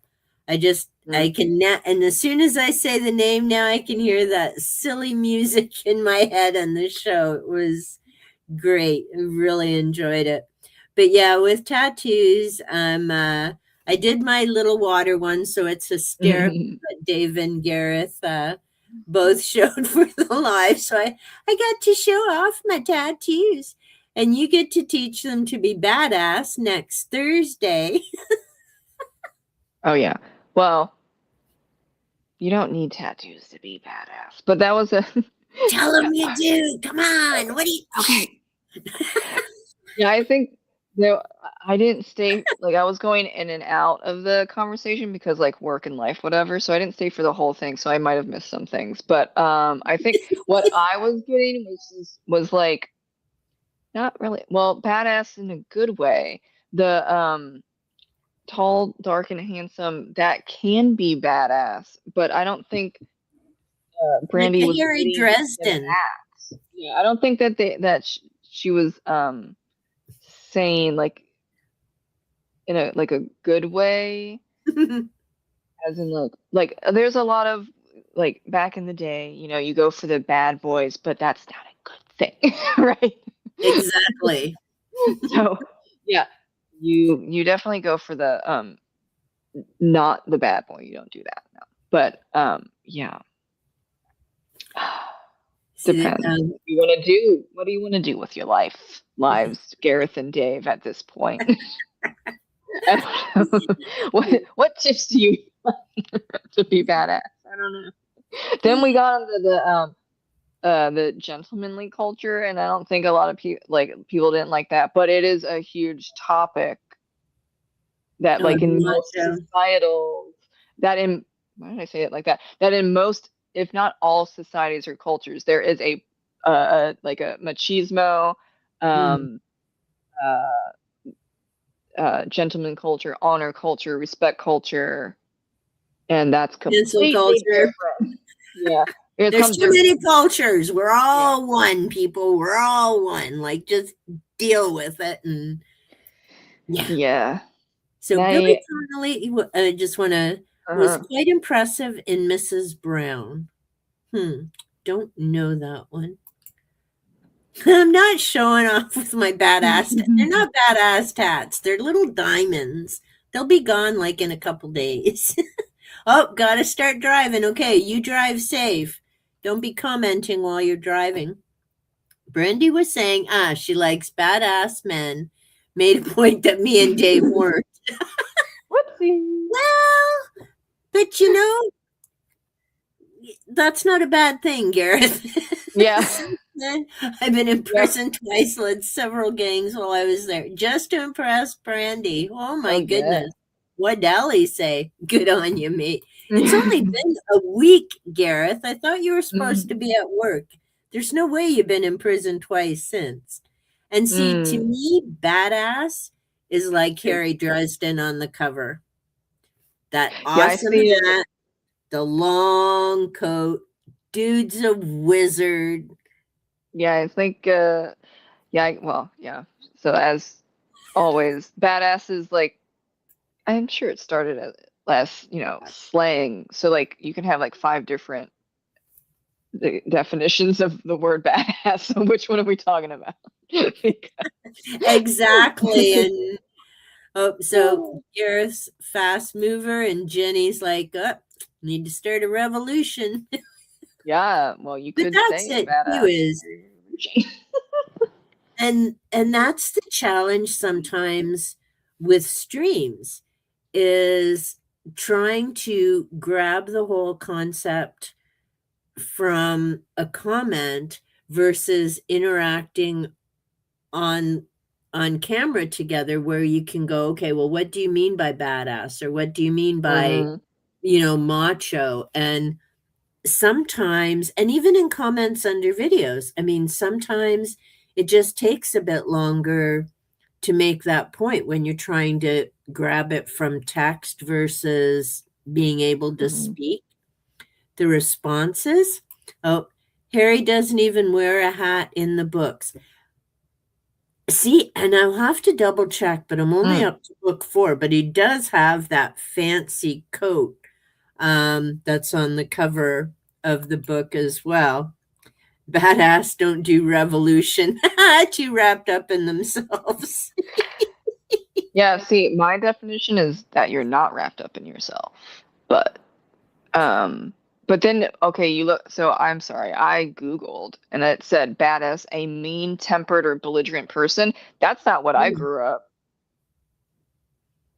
Well, see, and remember Dave See? and Gareth, so cute, just swearing their little faces off because they were being badass.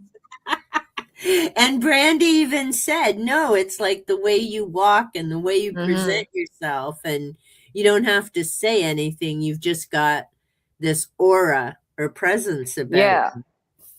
Yeah, so then when you look, so I got that from, where did that one come from? Merriam-Webster said that. It said mean.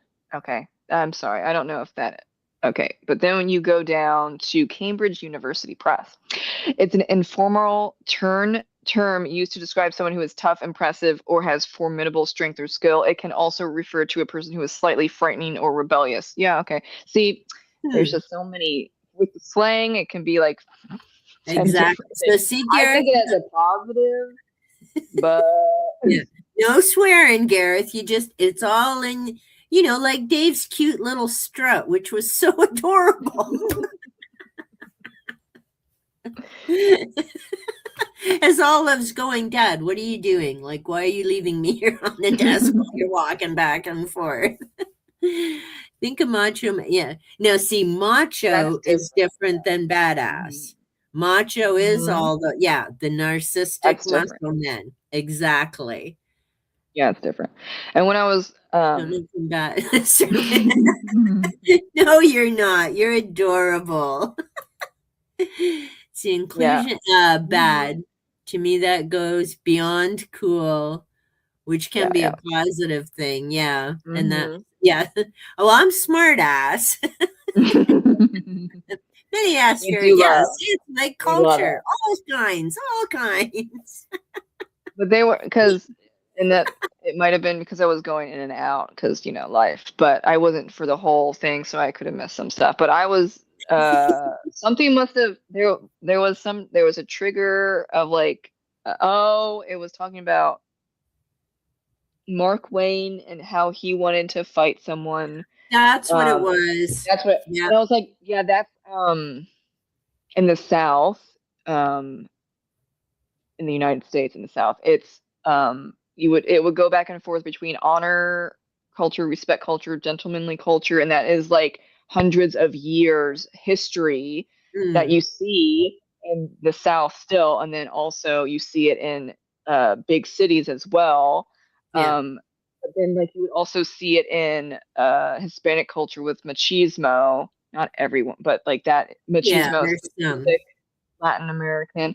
And then you see it in like basically all the gangs. It doesn't matter. It's you disrespect me in a certain way, Yeah. then I'm going to retaliate because we can't have the disrespect. And that's what Mark Wayne was trying to do because he was verbally insulted or whatever that. And then Yeah. his Southern response is, okay, fight me.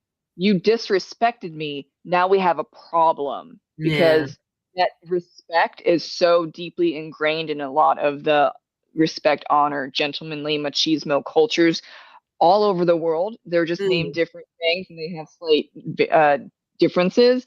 But Yeah. yeah, when I saw that, when it was like whenever it was, I was like, oh, okay, Southern, okay.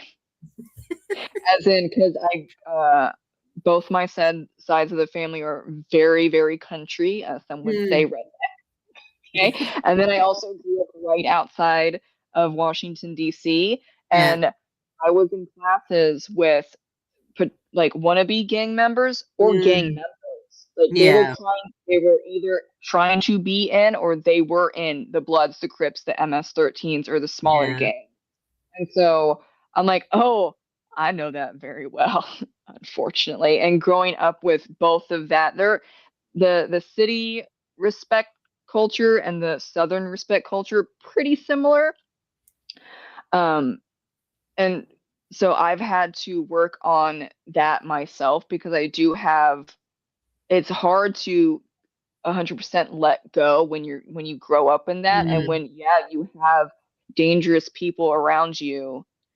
Yeah, you got to do certain things and you have to say certain things to survive.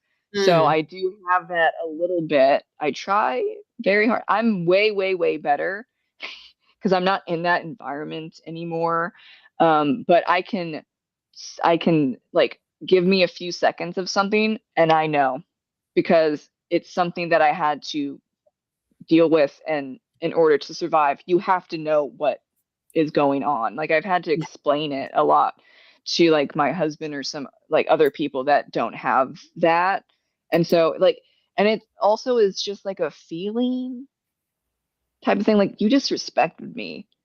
That doesn't mean that it's logical, but it's Yeah. like you disrespect me, how dare you? And now we have to go on an even playing field and it's not very logical. I mean there are rules and stuff, but yeah, that's why it was like Mark Wayne wanting to fight someone out back. Like that is the gentlemanly respect, Mm. honor culture of the South, and it's like I it's disappointing to see, but I'm not surprised. I saw that happen all the time when I visited family Yeah. or in school when people were like, you looked at me the wrong way. What's wrong with you? You want to fight? We're going to fight. And then they fought. Like, it's not Yeah. like oh, I'm just playing. No, there's no playing here. Yeah. But for a So, politician, completely inappropriate. So if you can't, oh, yeah. rein it in, don't Hmm. be a politician. But in a few of the high schools I worked at, because gangs are a thing here, nowhere near Hmm. as the same as Toronto, but they've been here for quite a while. And I was in Hmm. classes with some of them. And yeah, I'm like, don't pull that shit with me. You leave that outside. Right now you're in the school and we got rules. Here's the box. Hmm. You play within the rules. You be decent with me, I be decent with you. And what you do out there is what you do out there. And I never had problems with any of the students. And the one, and well, some of my staff are former coworkers are probably amazed I'm still standing. But Hmm. there's one group up here, and it sounds like one of the chicken places. I'm like, seriously, how is that intimidating? Like, don't maybe you should have got a different name? And they're like, oh my God, did you? I'm like, we talk all the time. Like, hello, it's not like I'm saying you got to. But again, it comes down to that rapport is everything. And Hmm. granted, for me, the interaction was different because I was a staff member. And I was also lucky because I had a whole group of students that liked me Yeah. that were gang members and non. So it's like, Mm, yeah. um, but for being a student and interacting with them, again, that would have been a different scenario, Hmm. unfortunately. But, it's, yeah, it's, eh, just eh. Now, I don't know.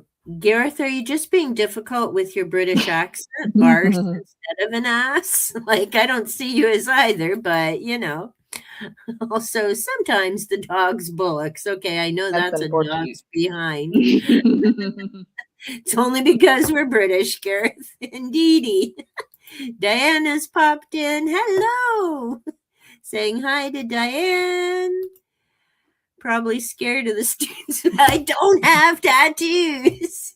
I did love the ideas that they came up with for the That's cute. tattoos, but yeah, no, I think it'd have been cool being in school and having a like a Mhm. picture or whatever on yeah, that would have been awesome.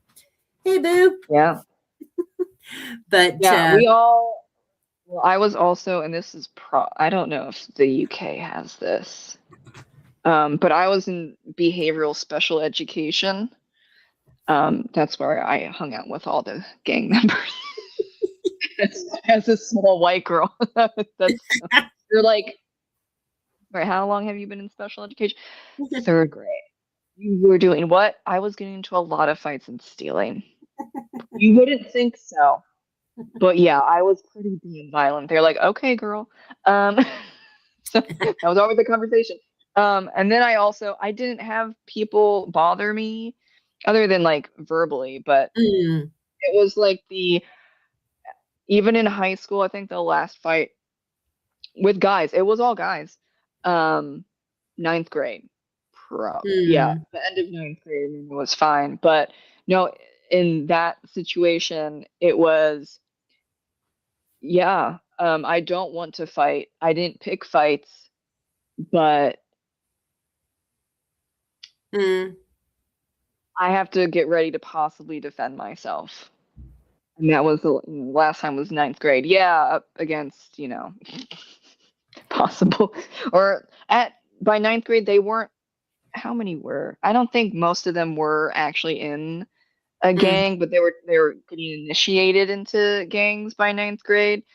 Um, mm, but yeah, when you look at this, you don't think that. And so it was always a surprise when a new kid came in with it's like max 15 kids at, the in that school. But Elaine knows. Oh, so it's Canada and the United States. I don't know about the UK though. Sorry, if this makes no sense, I'm sorry. Maybe Elaine can explain a little bit more. But I was put into behavioral special education because I was almost a juvenile delinquent, as in I would go to jail, right? mm, But I was one not in a safe area, so that's kind of just how you kind of go. And then I was also acting out my trauma. I didn't want anyone to touch me. I didn't want anyone to talk to me. I didn't want anyone to look mm, at me. And that was kids and adults. It did not matter. So I was really fighting for my life from 8 to 9, and then things settled and then we moved. But I was still in yeah, behavioral education until I graduated. So third grade mm, to 12th grade.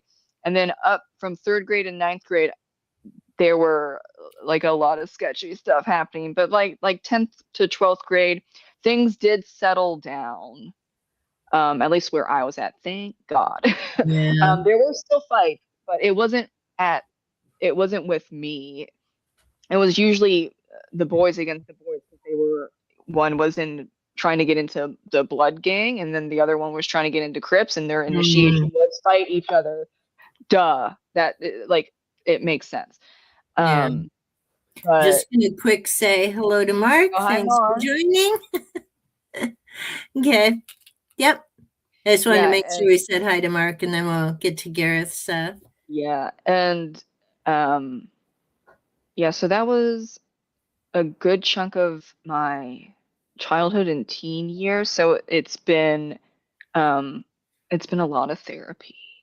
Mm, But uh I look back and I'm like, damn, that was that was rough. Of course it was. But I understand lot of people that you wouldn't, or yeah, I get where a lot of people come from. Do I agree? No, I don't agree with, a lot of the violence, of course. Do I get where you're coming from in certain instances? Yeah, I think we had a conversation about that where it's like if you grow up in a certain way and you have absolutely no help, how is it a surprise that, Mm, you turn out to not give a shit about anyone, including yourself, of course. That was yeah. probably in one of the live streams we did last year.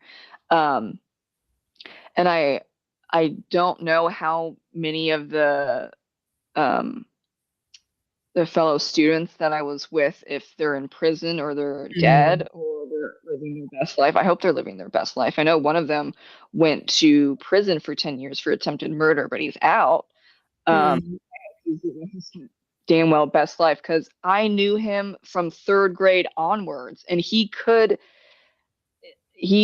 he almost got out, but then slip, and yeah. it can be like that fast. I'm lucky that my mom was a psychotherapist and knew what to do. If she wasn't, Mm.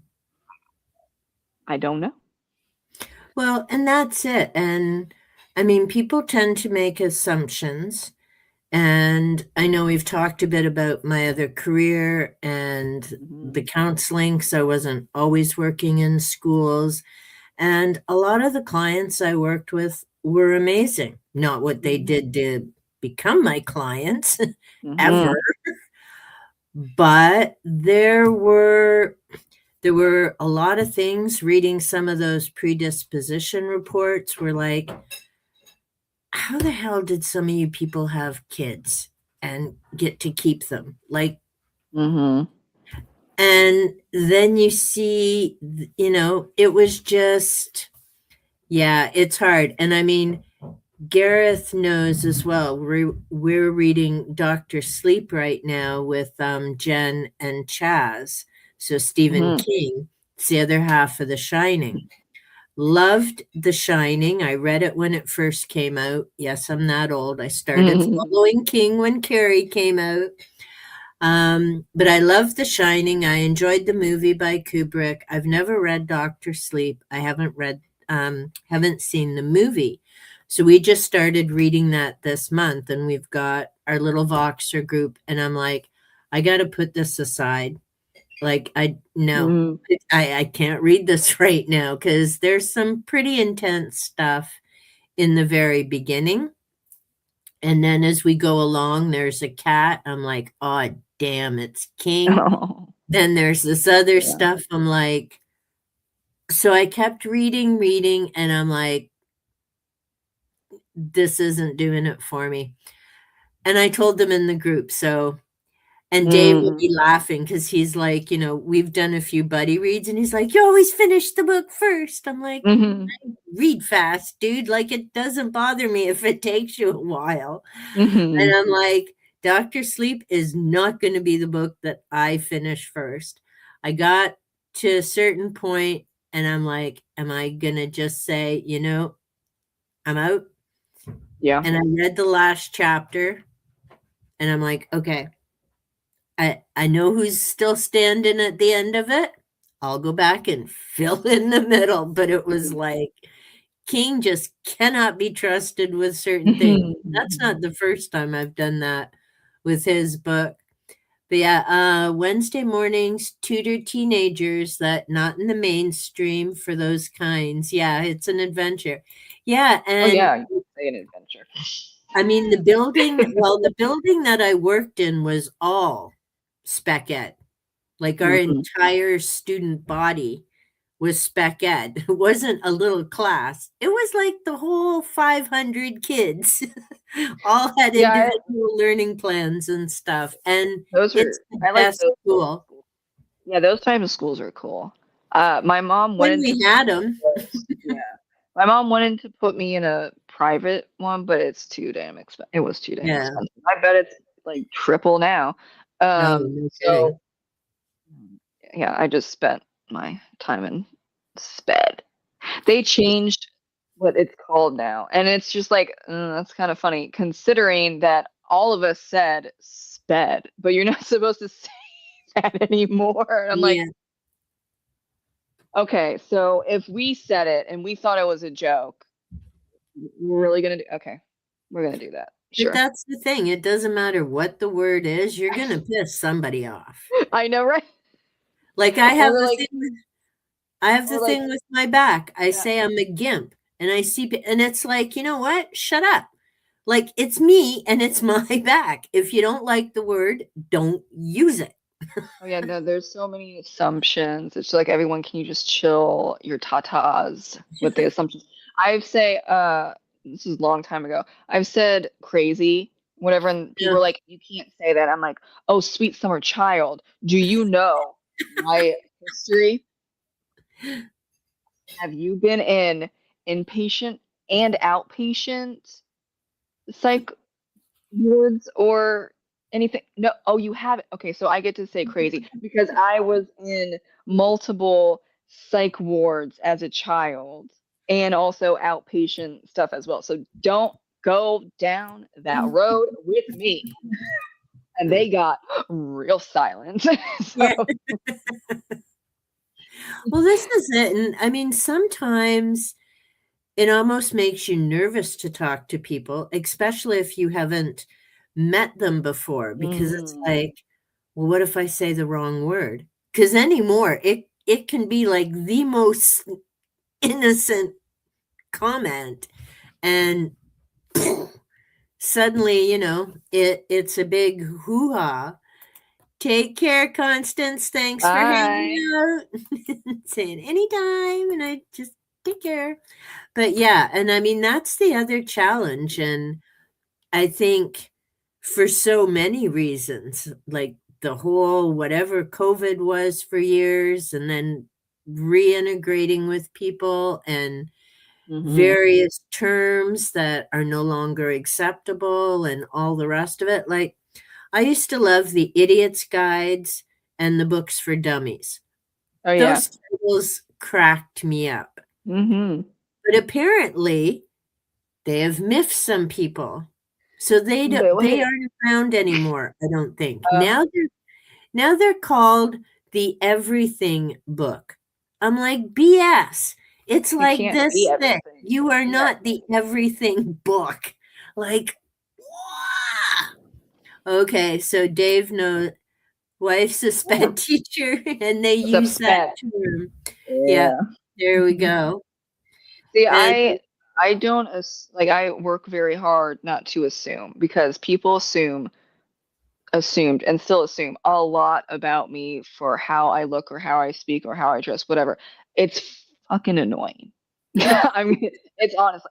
And so you don't think that I lived in a bad neighborhood. You don't think that I was abused as a kid. You don't think that I was almost a juvenile delinquent. You don't think that I was surrounded by gang members or wannabe gang members for the vast majority of my childhood, my teen years, and on and on and on.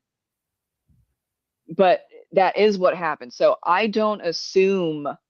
I don't like mm, assuming because it's so annoying when people are like, "Oh, you c- you've had a great life." I'm like, but that, and they're like, but like you're like that. Like they're looking at where I'm at, and that's yeah, fine. But then we got, but it you was a can't long assume. road to get there. Yeah. Well, that's the thing too.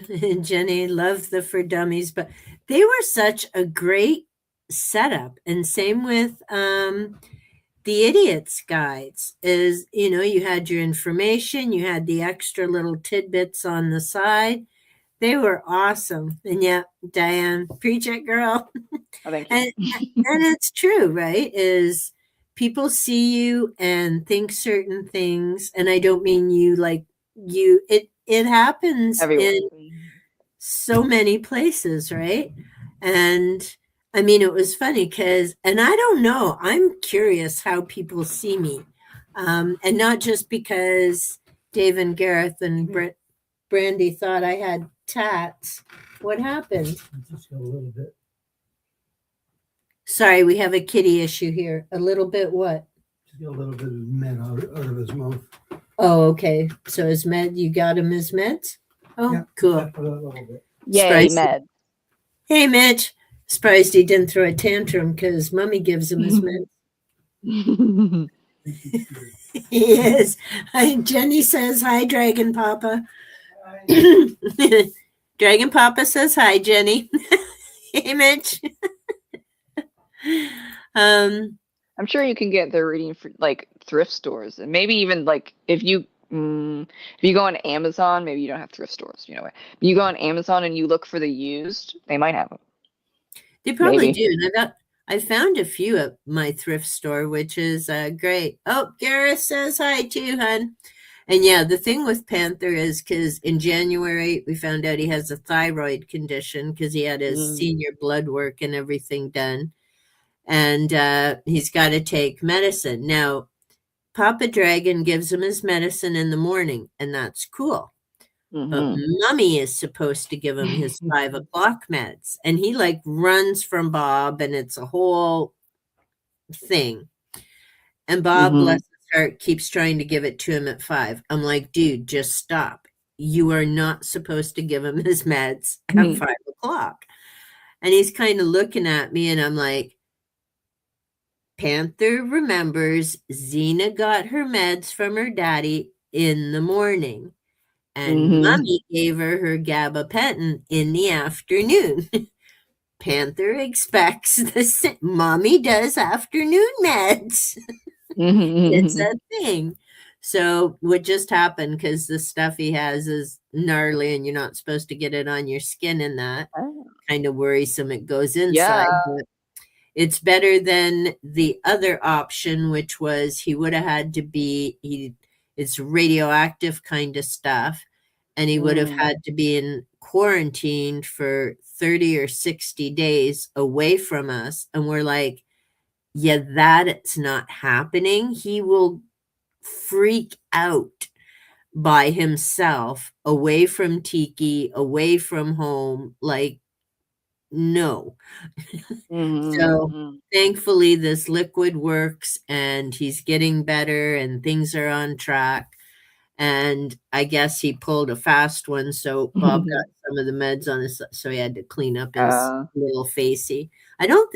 This isn't radioactive, is it? Yeah. No, the one treatment is. Okay, yeah. So this one isn't, but the one treatment is this one. Something the human shouldn't get into the system. Humans shouldn't get into the system, so that's why I had to clean up his little fur because he rubs against us and he's just a little lover boy.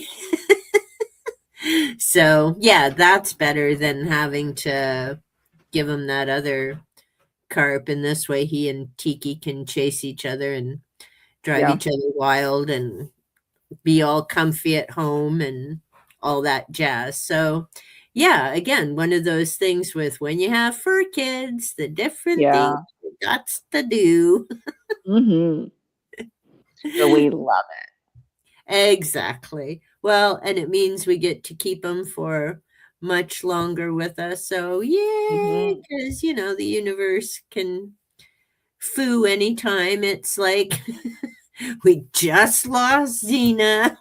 It's like then we got this in January. It's like, and it has been like that for years because we lost Morgan in 2019 in February. Ghost was diagnosed with breast cancer in March. And then we had a little bit of a break. And then we lost Ghost in August 2020. Oh no, we almost lost 4 of them in February 2020, just before everything shut down. And they had to go for a week of intravenous and different meds. And yeah, we almost lost 4 of them in one fell swoop. Then August 2020 came and we lost Ghost after she had 2 surgeries and nope, cancer kept coming back. Then we lost Cedric in November 2020, her mom. Then we took Shadow in thinking he was having some stomach issues in March 2021. and we found out he had feline leukemia, and we had to say goodbye the next day because he was in huge distress. Yeah. And it's like, oh no, I forgot. So we said goodbye to Cedric in November. In December 2020, Zeno was diagnosed with diabetes. It's like, universe, I know, right?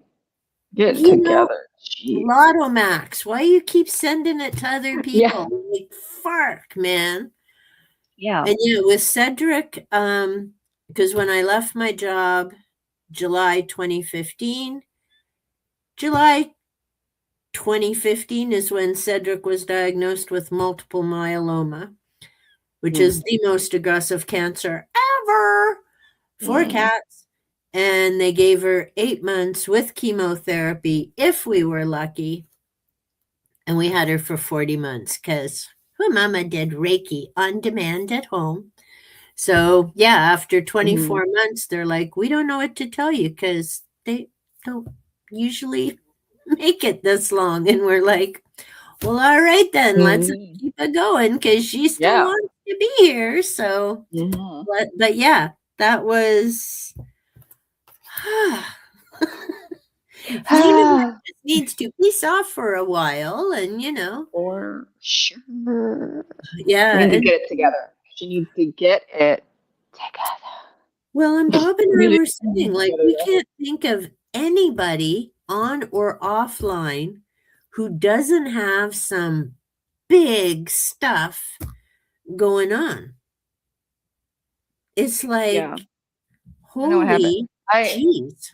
Yeah, I know a couple of like family friends that are living it up, and they're retired and all that stuff. And I'm like, yeah, okay. Oh, okay. You're going to Greece. You're going to Mexico. You're going to Italy. Good for you, but also I would like some money. Even $100. Pay my electric bill. You'll get there. You'll get there. It's hard to see in the midst of the poo storm, but Yeah. Yeah. This too shall pass. It's not passing fast enough. I know, right? A lot of people are constipated right now, but at least we're all constipated together. And you know what? That's huge. I mean, a friend of mine, and I was laughing because she came over for tea on Monday because March break here. It was so funny because when we were planning it, I'm like, well, do you want to do virtual? Are you coming over? And she's like, I'm coming over. I'm like, oh, yes.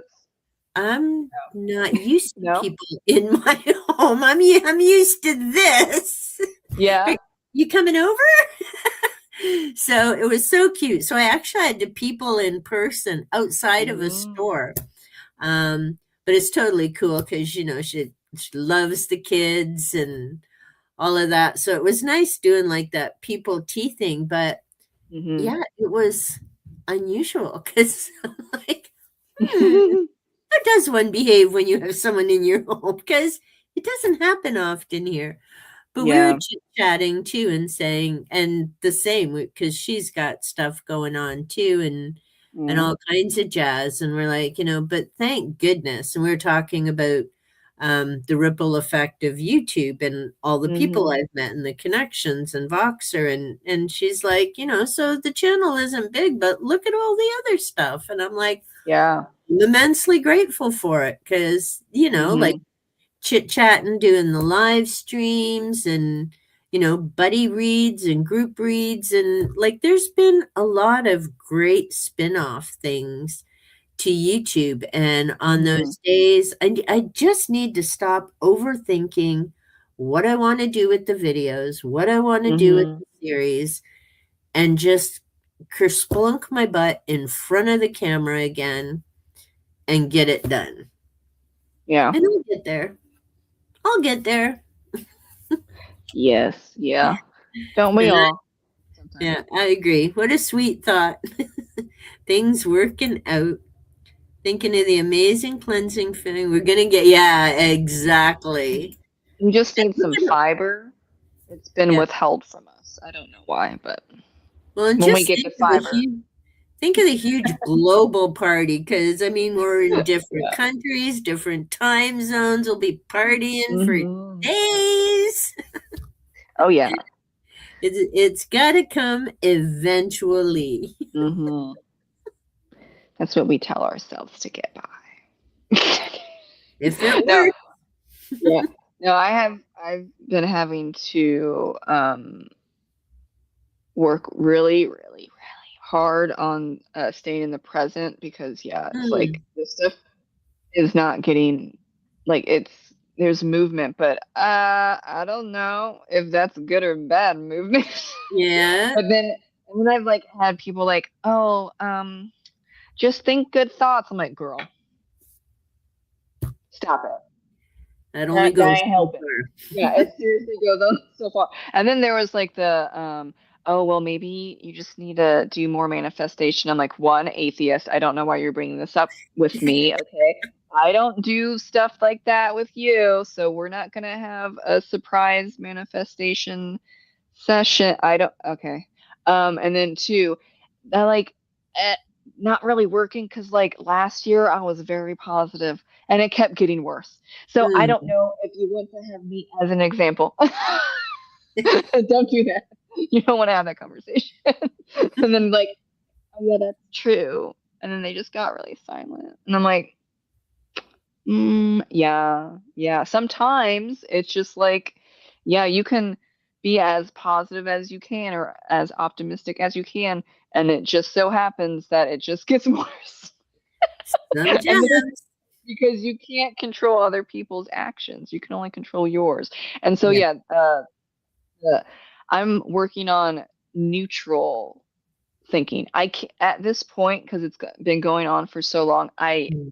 It just does not work thinking positive. I'm thinking neutral or realistic, and like that's better than nothing.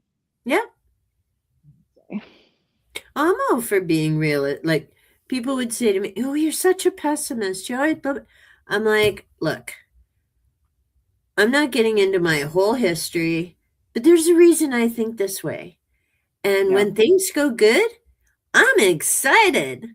When Hmm. things go to crap, I'm not disappointed because I was expecting it. So I'm Yeah. prepared. I'm prepared. I call it realism. It's not Yeah. pessimism. Yeah. Because I've been planning out the last couple of months regarding money and all that stuff, and people are like, Mm, "Wow, you don't need to do that." I'm like, I've been doing that, and I've gotten to the point where yeah, like it sucks, right now, whatever, but we're not in pre-foreclosure or foreclosure or, yeah. like that bad shit. Like I'm scraping at the damn bottom barrel and I don't know how long it can go, but I'm still getting a couple months left. And Yeah. that's by overthinking.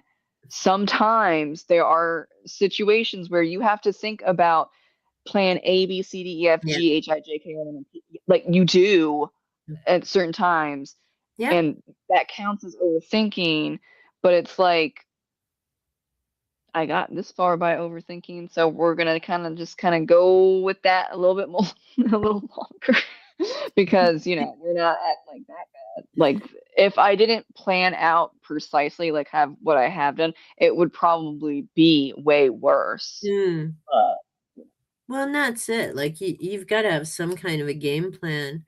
Kind of landed being positive that whatever boom storm comes, possible that I can deal with it. Yeah. mhm, mhm. And that's it. Yeah. I mean, I'm all for positive thinking. I talk about positive things on the channel and, some of the different self-help books and whatnot.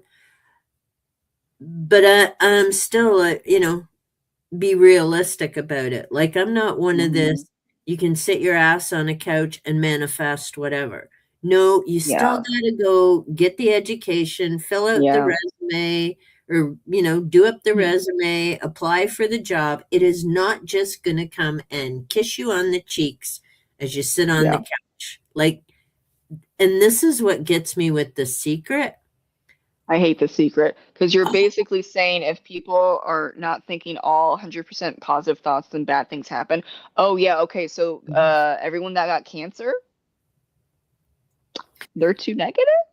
Really? We're gonna go to Oh, I Mm, don't think so. That pisses me off so much. well, Just think of and all that's the it. bad stuff so that you're just thinking negatively. Well, and a Like, point with that is uh, my best friend, who died of cancer at 46, uber positive, 3 mhm, kids, everything to live for. She wanted to be here, like big time be here. Nope. 5 years just before mm, she was going to be classed in remission. mm, Nope. And then gone a few months later. There's way, way, way, way more than just yeah. positive thinking. But to try and figure that out is like trying to figure out the YouTube algorithm. It's a hop and a skip to crazy town. Yeah. You Yeah. know, it There's just like probably like 50, 100 more, maybe thousands of things happening. Like you can't figure that out. Sorry.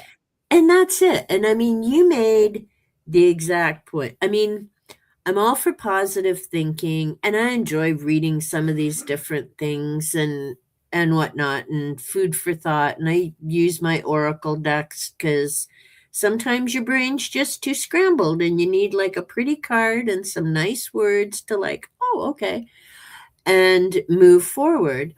Um, but there's just too many variables. Well, Mm-hmm. Lotto Max, perfect example. I mean, how many, and that's the name of the lottery up here. I know it's called something Mm, different in the States. But up here it's Lotto Max. And I mean, you think of all the people putting out there that they want to win. And yeah. sometimes I'm thinking, because you got to buy a ticket to win, whatever. So obviously, people who buy a ticket want to win. Yeah. But I'm wondering if some of them who bought it just, what the hell, buy the ticket and that's it. Meanwhile, there's other people like doing their big meditation and they got their crystals all set up, incense lit, and maybe they get a free ticket if they're lucky. It's, Yeah. I think, it's like your writing style. Mm-hmm. You have to do what works for you and what makes sense and come at life from that point. For me, I know being raised Roman Catholic with stuff that had happened, I was like, how can you believe this stuff? Because dude up there ain't listening. I know Mm-hmm. I've been talking and shit's still Yeah. happening here in the house. It Mm-hmm. ain't been proven. Yeah. And I was angry, angry, angry, um, and issues and lots of self work and all the rest of it. Mm-hmm. And it wasn't until I started reading about certain things of choosing the life you come into. Mm-hmm. And then I started, and you choose your parents because they give you the skills, what you need, yada, yada, and your circumstances. And I'm like, all right, it still ticks me off the stuff that happened, and I'm going to live with the consequences in my spine until I go to the next life. But that's when I stopped being angry because that's what Mm-hmm. made sense for me, because then I could piece it together because it did make sense for the path and everything else. But that's why I say people need to find what works for them. Because for some people whose background is different than mine, they may not be able to piece it together and find the answers because everyone has a ton of stuff that happened. Yeah. And you've got to come to your own place of peace to find the answers for that. Mm-hmm. And, because it worked for me, I don't expect it to work for other people. Like there's some people I talk to about it, but not others. And Mm-hmm. there's a former friend of mine who knew I did tarot cards, and they would like freak out going, oh, no, I don't want to know. I don't want to know. And I'm like, fine, chill. Like, calm down. Just Yeah. hi vey. It's like, just wow, chickie. Law of Attraction's telling me to go cook some supper. Take care, Diane. Thanks for stopping by. But yeah, I don't know. I don't get people who get all gnarly having to tell other people what to believe. And I'm like, that makes no sense to me. It doesn't. I don't understand it. It's like, no, Well, yeah, I mean, it's part of a lot of religions to convert, so that's kind of that'd be about it. For a lot of a lot of that, when it boils down to it, it's converting or saving you from hell, which thanks. I had that with a college like a fellow college student. She was really Catholic, and she tried to save me, and I'm like, yeah. But she didn't. She in that ultra Catholic way, she didn't want me to go to hell because she loved me so much. She was like, I don't want to see you to go to hell because you're a great person, other than you're not Catholic.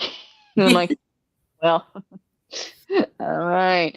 And that happens with not all religions, but a lot of religions are like, how do you get them to convert so they don't end up in a wrong place?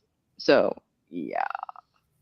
And I think maybe I don't know any specific religions, but I'm sure there might be a religion or two where like it also gives you +1, whatever, when you convert people. So then like you're more likely to go to a special place. But I can't think of one off the top of my head. I don't know. There might be. Yeah. For the number of souls you save, but well, and I know, mind you, I have to behave. So twice in my life, and I should have learned, but well, no, I actually have. I do tend to behave myself now. But when I came up to the city, because I grew up in the country, so I was coming to college, and I'm thinking, city, whatever, and you have to do these dumb icebreakers in a class, and I've always been interested in the paranormal and stuff. No big deal. Well, kind of was back home because small town, but whatever. Mm-hmm. And so from that day on, one of my fellow students decided, oh, I must be a witch. Mm-hmm. Yeah, whatever, dude. And then he just made the mistake one day of pissing me off. It had been a long day. I still had to walk home. I was in no mood for carp from anybody. This is the day he decides to take my lock and start scampering around the hallway. I'm like, dude, like, no, just give me the lock. And he's like, and running around. I'm like, okay, I'm going to tell you this once. You either put that lock in my hand in the next few seconds, or I am going to hex you like you have never been hexed in your life. The lock comes flying across the hall in my hand. I didn't think anything more about it. Dude doesn't come back to school for 3 farking days because he's quaking in his apartment. I'm like, oh, for the love of Pete. That sounds like a you problem, sir. Oh, it was a big time him problem. Then years later, when I was working with the adults in a group home, one's just irking me. And, I wouldn't say yes to whatever lame-o request he had. And he's like, you're such a witch. I'm like, and can you explain what my spirituality has to do with this conversation? He just went dark and white, and out of the office he went. Like, W word comes in handy sometimes, but sometimes you gotta be careful when you drop that word because people get freaky. I wasn't. it was just hilarious because, well, I didn't know how well it would shut them up, but it was good. But people be weird. Oh yeah. Well, I grew up neo-pagan and still know a lot of Wiccans, and yeah, so like a lot of them would say witch, and it's not like a huge deal. But yeah, it's interesting because in Maryland there's a huge Jewish and a huge Catholic. Uh, they're just like mainly Jewish and Catholic. But then there's also a pretty decent size of neo-pagans and Wiccans there, and a lot of them used to be either one of those. And it just did not work for them. And so then like there were just times where like you're just, like at a Renaissance festival, which I don't know if you're ultra religious, maybe a Renaissance festival is not very much for you.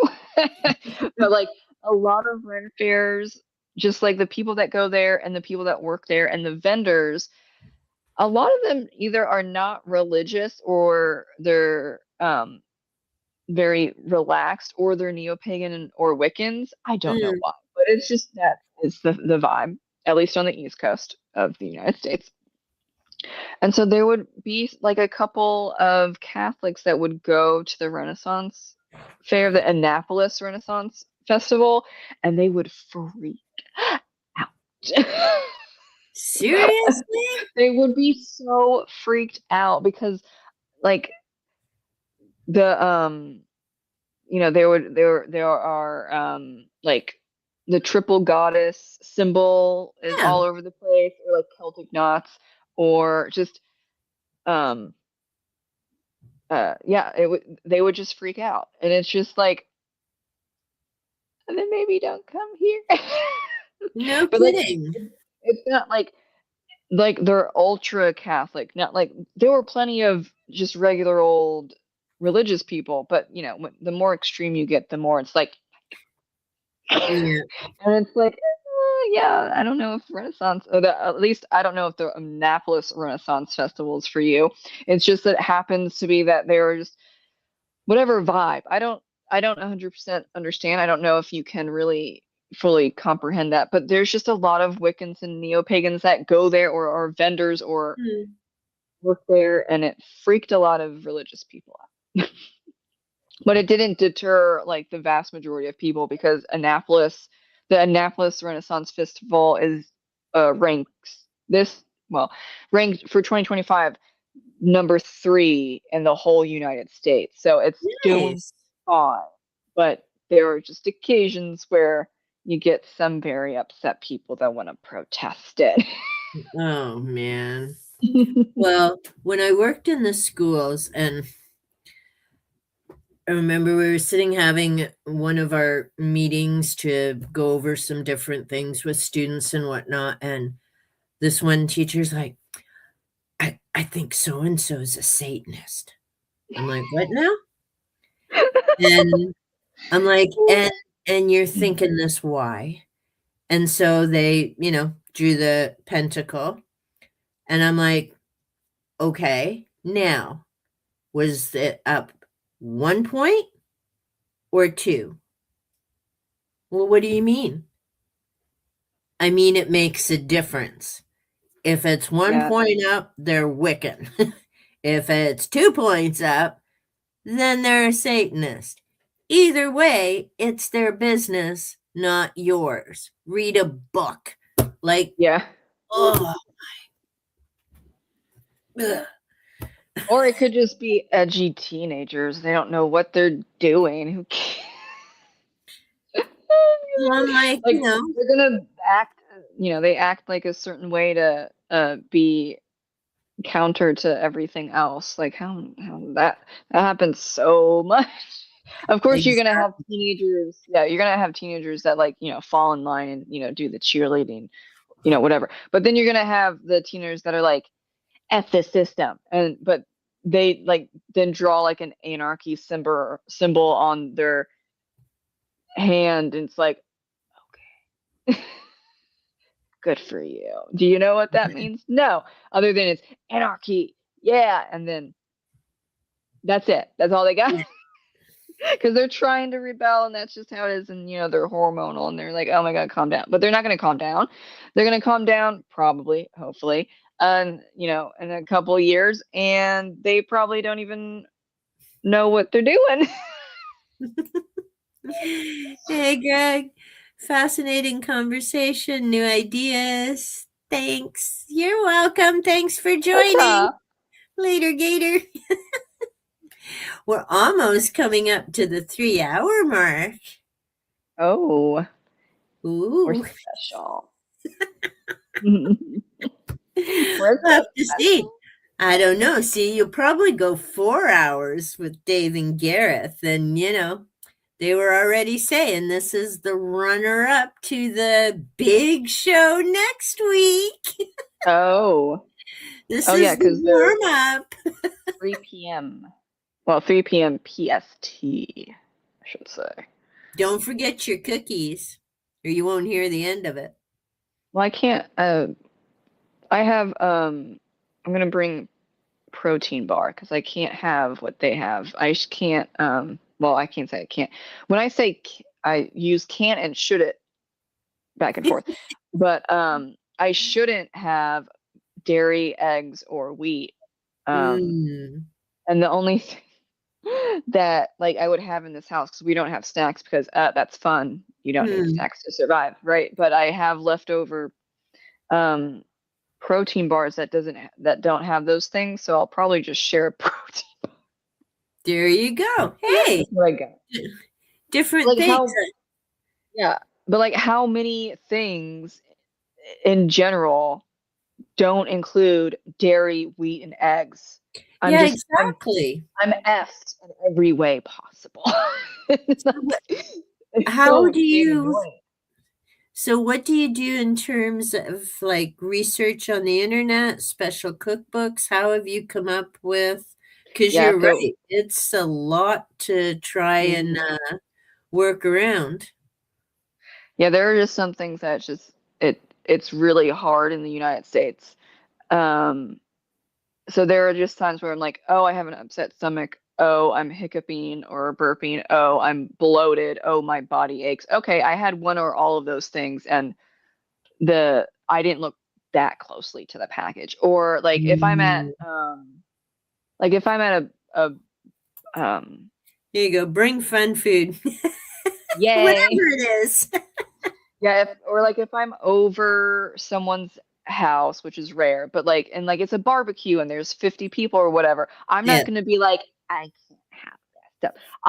I'm not allergic. I have food sensitivity. So I'll eat mashed potatoes or something. Yeah, if everything has one or more of those items and there's no going around it, I'm going to have it. I'm not going to feel great for the next 2 days, but I'm not allergic. So that's a big plus.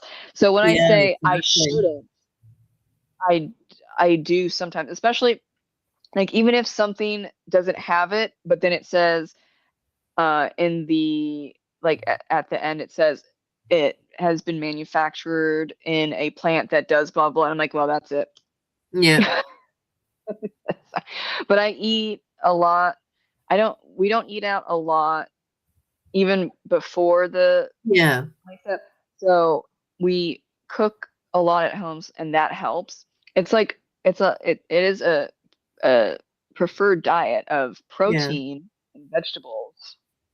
That's how you get around that. Yeah. And you don't really have sauce either.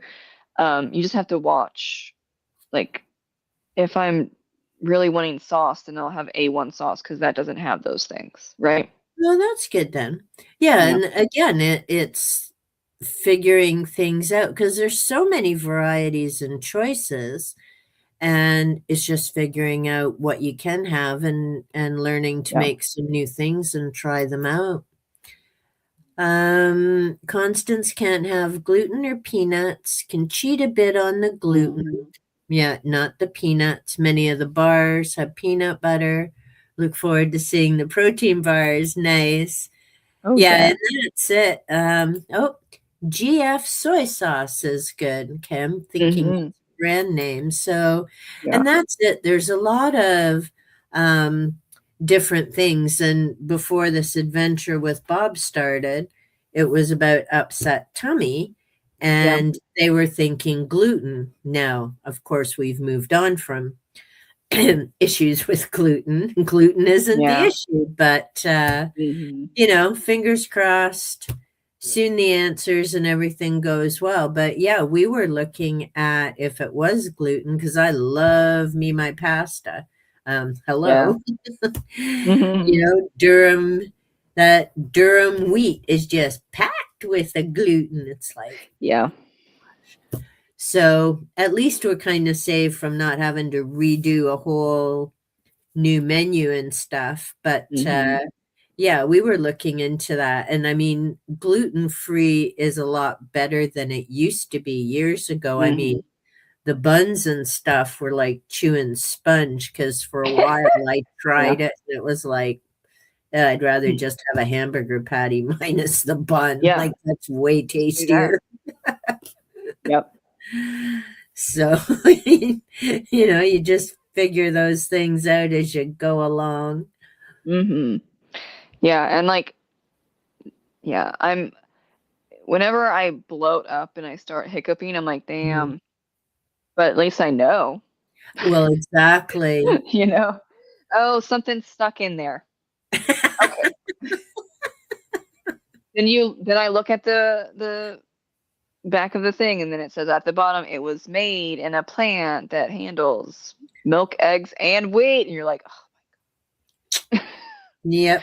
The But at least, trifecta. yeah. But I love me some sushi. You can get Mm, around that really easily. Like a lot of Asian cuisine, you can get around it. I'm like, yes. yeah. At least I am not sensitive to rice. I like pasta, but I don't love it. I'm obsessed with rice. If I would have been way more sad if it was like sensitive to rice. Yeah. So, Yeah. See, it's funny. And I'm not a big rice person and I'm not a big egg person. And we rarely eat meat just by choice, not mm-hmm. anything like that. It's just as we've gotten older, our diets immensely changed. Plus, meat's farking expensive. Yeah. So it's a good thing we don't eat a ton of it. Like, I mean, for Mm-hmm. my palm, we can have a steak this big and it feeds two of us with a little bit left over. So we're not huge meat consumption people, but he loves rice. I'm the pasta Mm-hmm. girl. But the funny thing is, and I was watching, it's been ages since I've seen them though, an Asian cooking channel. They're in South Korea. Cute couple, got great ideas, and I actually tried rice with a fried egg. Mm-hmm. Love it, but put them separate? No, thank you. But I put them together. Yum. That's an Yeah. amazing dinner. It's silly because, yeah, I mean, I need to have my soy sauce or Mm-hmm. something yummy, yummy, yummy with the rice. But yeah, throw an egg on it. It's good. I think my egg issue is my dad's fault because growing up as a kid, it was usually eggs for breakfast. I was raised by my Mm. dad. And I'd always get the question, do you want scrambled or sunny side up? Always ask sunny side up. I ate more farkin scrambled eggs. I hate the look of Mm. those things. Yeah. And because it was like, oops, yolk broke. I'm like, why do Mm. you even still ask me? Like, seriously, just give me the scrambled eggs because you're just screwing with me at this point. So, Yeah. yeah, and just, nah. I'll eat them, but it's no, even with rice, which I think is why I don't eat. Is it chow mein that has the little bits of egg in it? I There's never a lot that remember. has egg, but you can ask. At least with stuff with a lot of Asian cuisine, you can ask to have it off. Like with pho, the um the noodles are rice. I'm like, yes. And then then you can just ask, can you please not have the cut in half hard boiled egg? And they're like, yeah. And so then that's it. Nice. So I can solve my pho. But I wish I could handle eggs because it's a great cheap source of protein, but yeah. Like way before when I didn't know this, and this was only a couple years ago that I figured out the food sensitivity through testing. Like when we were like when I was younger and struggling with food, as in like what's the cheapest thing that can keep you going, it's hard boiled eggs. But, oh, really? Yeah, just have a couple, and at least for me it was, it was like half the day. Now, like, you have multiple hard-boiled eggs, not just one, but like I could have 3, and it's like, ooh, yes, I'm good until lunch, in middle school, whatever. Yeah. But can't have that. Yeah, can you have peanut butter? Yeah, but the texture. Open the bread. Yeah, so like it's also like I'll have a scoop of like the peanut butter, but like it can only does so much, doesn't it? Well, with the texture just by itself. But some people love it and they'll just eat all of it. And then I'm also thinking that's a lot of calories. I'm like, oh my God, that's calories. Yeah, but you got to eat something. So Gareth likes scrambled eggs, but he loves fried eggs and boiled eggs. Now I want an egg softie. Always have egg fried rice when I have Chinese curry. Nice. Yeah, and that's it. I mean, it's versatile. And like you say, protein. And I mean, when I worked at the one public school, we had peanut butter and cheese whiz with crackers and things for some of the kids to just drink them through the day. Yeah. That was before nut allergies were the big thing, and you could just, out half the population with a jar of peanut butter. No shots fired, just aim that peanut right. But and I'm thinking, for some of these parents, like, damn, that gets expensive because, I mean, peanut butter is like, it's your protein. It's, used to be, everything's insane crazy now. But I mean, you could buy a big jar of peanut butter and a loaf of bread and get by for a bit. But it's wild. I don't know why so many kids have peanut allergies, nut allergies. Yeah, Jonathan Haidt talks about it. Yeah. Jonathan Haidt talks about that in like a larger scheme, but like specifically, there were, a couple of kids decades ago that had the nut allergies. And it's specifically in schools in the United States, I don't know anywhere else, where like more and more of them were saying no peanuts or peanut butter because these, 3 kids out of a huge, we can't do that. So then it got worse and worse. And so what happens with allergies, if you're not exposed to it, especially peanut allergies, then you can become allergic. So now you have a lot of kids that are allergic to peanuts because they're not exposed to it when they're younger, because originally, a couple kids had it. So then now after decades, it wasn't fast, but after decades, because you weren't exposed to it as a kid, now really a lot of kids are allergic to peanuts because you're trying to help the 3 whatever kids that had it. But now after decades of doing that across the United States, now a lot of kids have it because you weren't exposing them and trying to keep safe the 3 kids that originally had it. Now like 40, 45, like in a class, or maybe you can do it more broad, like in an elementary school. It's a good portion of kids. And it's like, maybe it wasn't the best choice all those decades ago. But see, up here now, there's schools you can't even send your kid with a peanut butter sandwich. Like there's Okay, so it happened. no peanuts. And I'm thinking, then what are these parents feeding their kids that are on social benefits and stuff? Because your options are limited. Oh yeah. And those Lunchable things are not cost effective. Like when I did lunchroom supervision, the amount of that stuff that ends up in the garbage because the kids didn't eat, like, the crackers and the meat and the little. I'm like, oy, it's Also, just, those Lunchables aren't good. Oh my God, the oh, that's preserved. just crap. My half Italian wife, that would be Allie, adopted her dad's lasagna recipe. Oh, which has boiled egg in it. That's interesting. Now, see, I put egg into my cottage cheese. It's not boiled egg. I just crack it in the cottage cheese, stir it up, and it's one of the layers. But there you go. Egg softies, just fried egg. Ooh, and a soft bread roll. Huh. Okay, good thing you asked, Constance. I was thinking it's a hard-boiled egg with a soft yolk.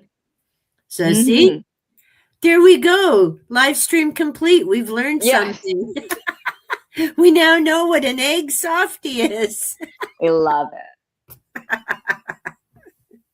And I hope that Dave and Gareth and whomever else is on, they can talk about egg softies in 5 minutes when they get to their stream. Oh my God, it's such a streamlined process. Oh, we're going from one to the other one.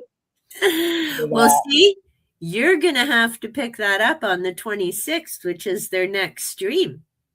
Oh, they're not doing it today? No, I don't think so. No, I'm pretty sure you're the next guest on the 26th. Oh, okay.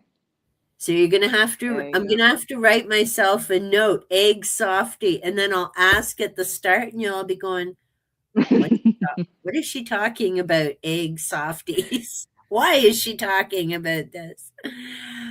My usual in my local kebab shop is an egg burger. Really? Oh, excuse me. Yep, we do it every fortnight. Oh, I blanked out. See, I try and pay attention when I know I'm overlapping because we'd have been off way before now because it'd be like, oh my God, I still got to eat before their live stream. Oh, yeah. I got that. Yeah, but speaking of eat, I probably should. Oh, yes. Same. Well, have to think about what we're going to have. We're probably going to make chicken soup tonight. Just no noodles. But everything else is fine. Well, and that's it. And you don't really need noodles in it because you've got like your veggies, your chicken, your broth, yummy goodness. Makes you feel all warm and cozy. Yes, it's still raining here. So we gotta do something warm and cozy because it's like, okay, it's dark and rainy and it's not letting up. So see, here it hasn't started raining. It was a little bit milder today. Yay. Oh yeah. But it's expected to be rain all weekend. So I'm like, awesome. I'm live streaming tonight, live streaming tomorrow with Brian from Bookish Texan. That's going to be a wild stream because it's politics and the app files. Woohoo! Oh. What could possibly go wrong? Oh, we had so many things. But I'm very excited because I'm looking, because the politics over there just boggle my little brain.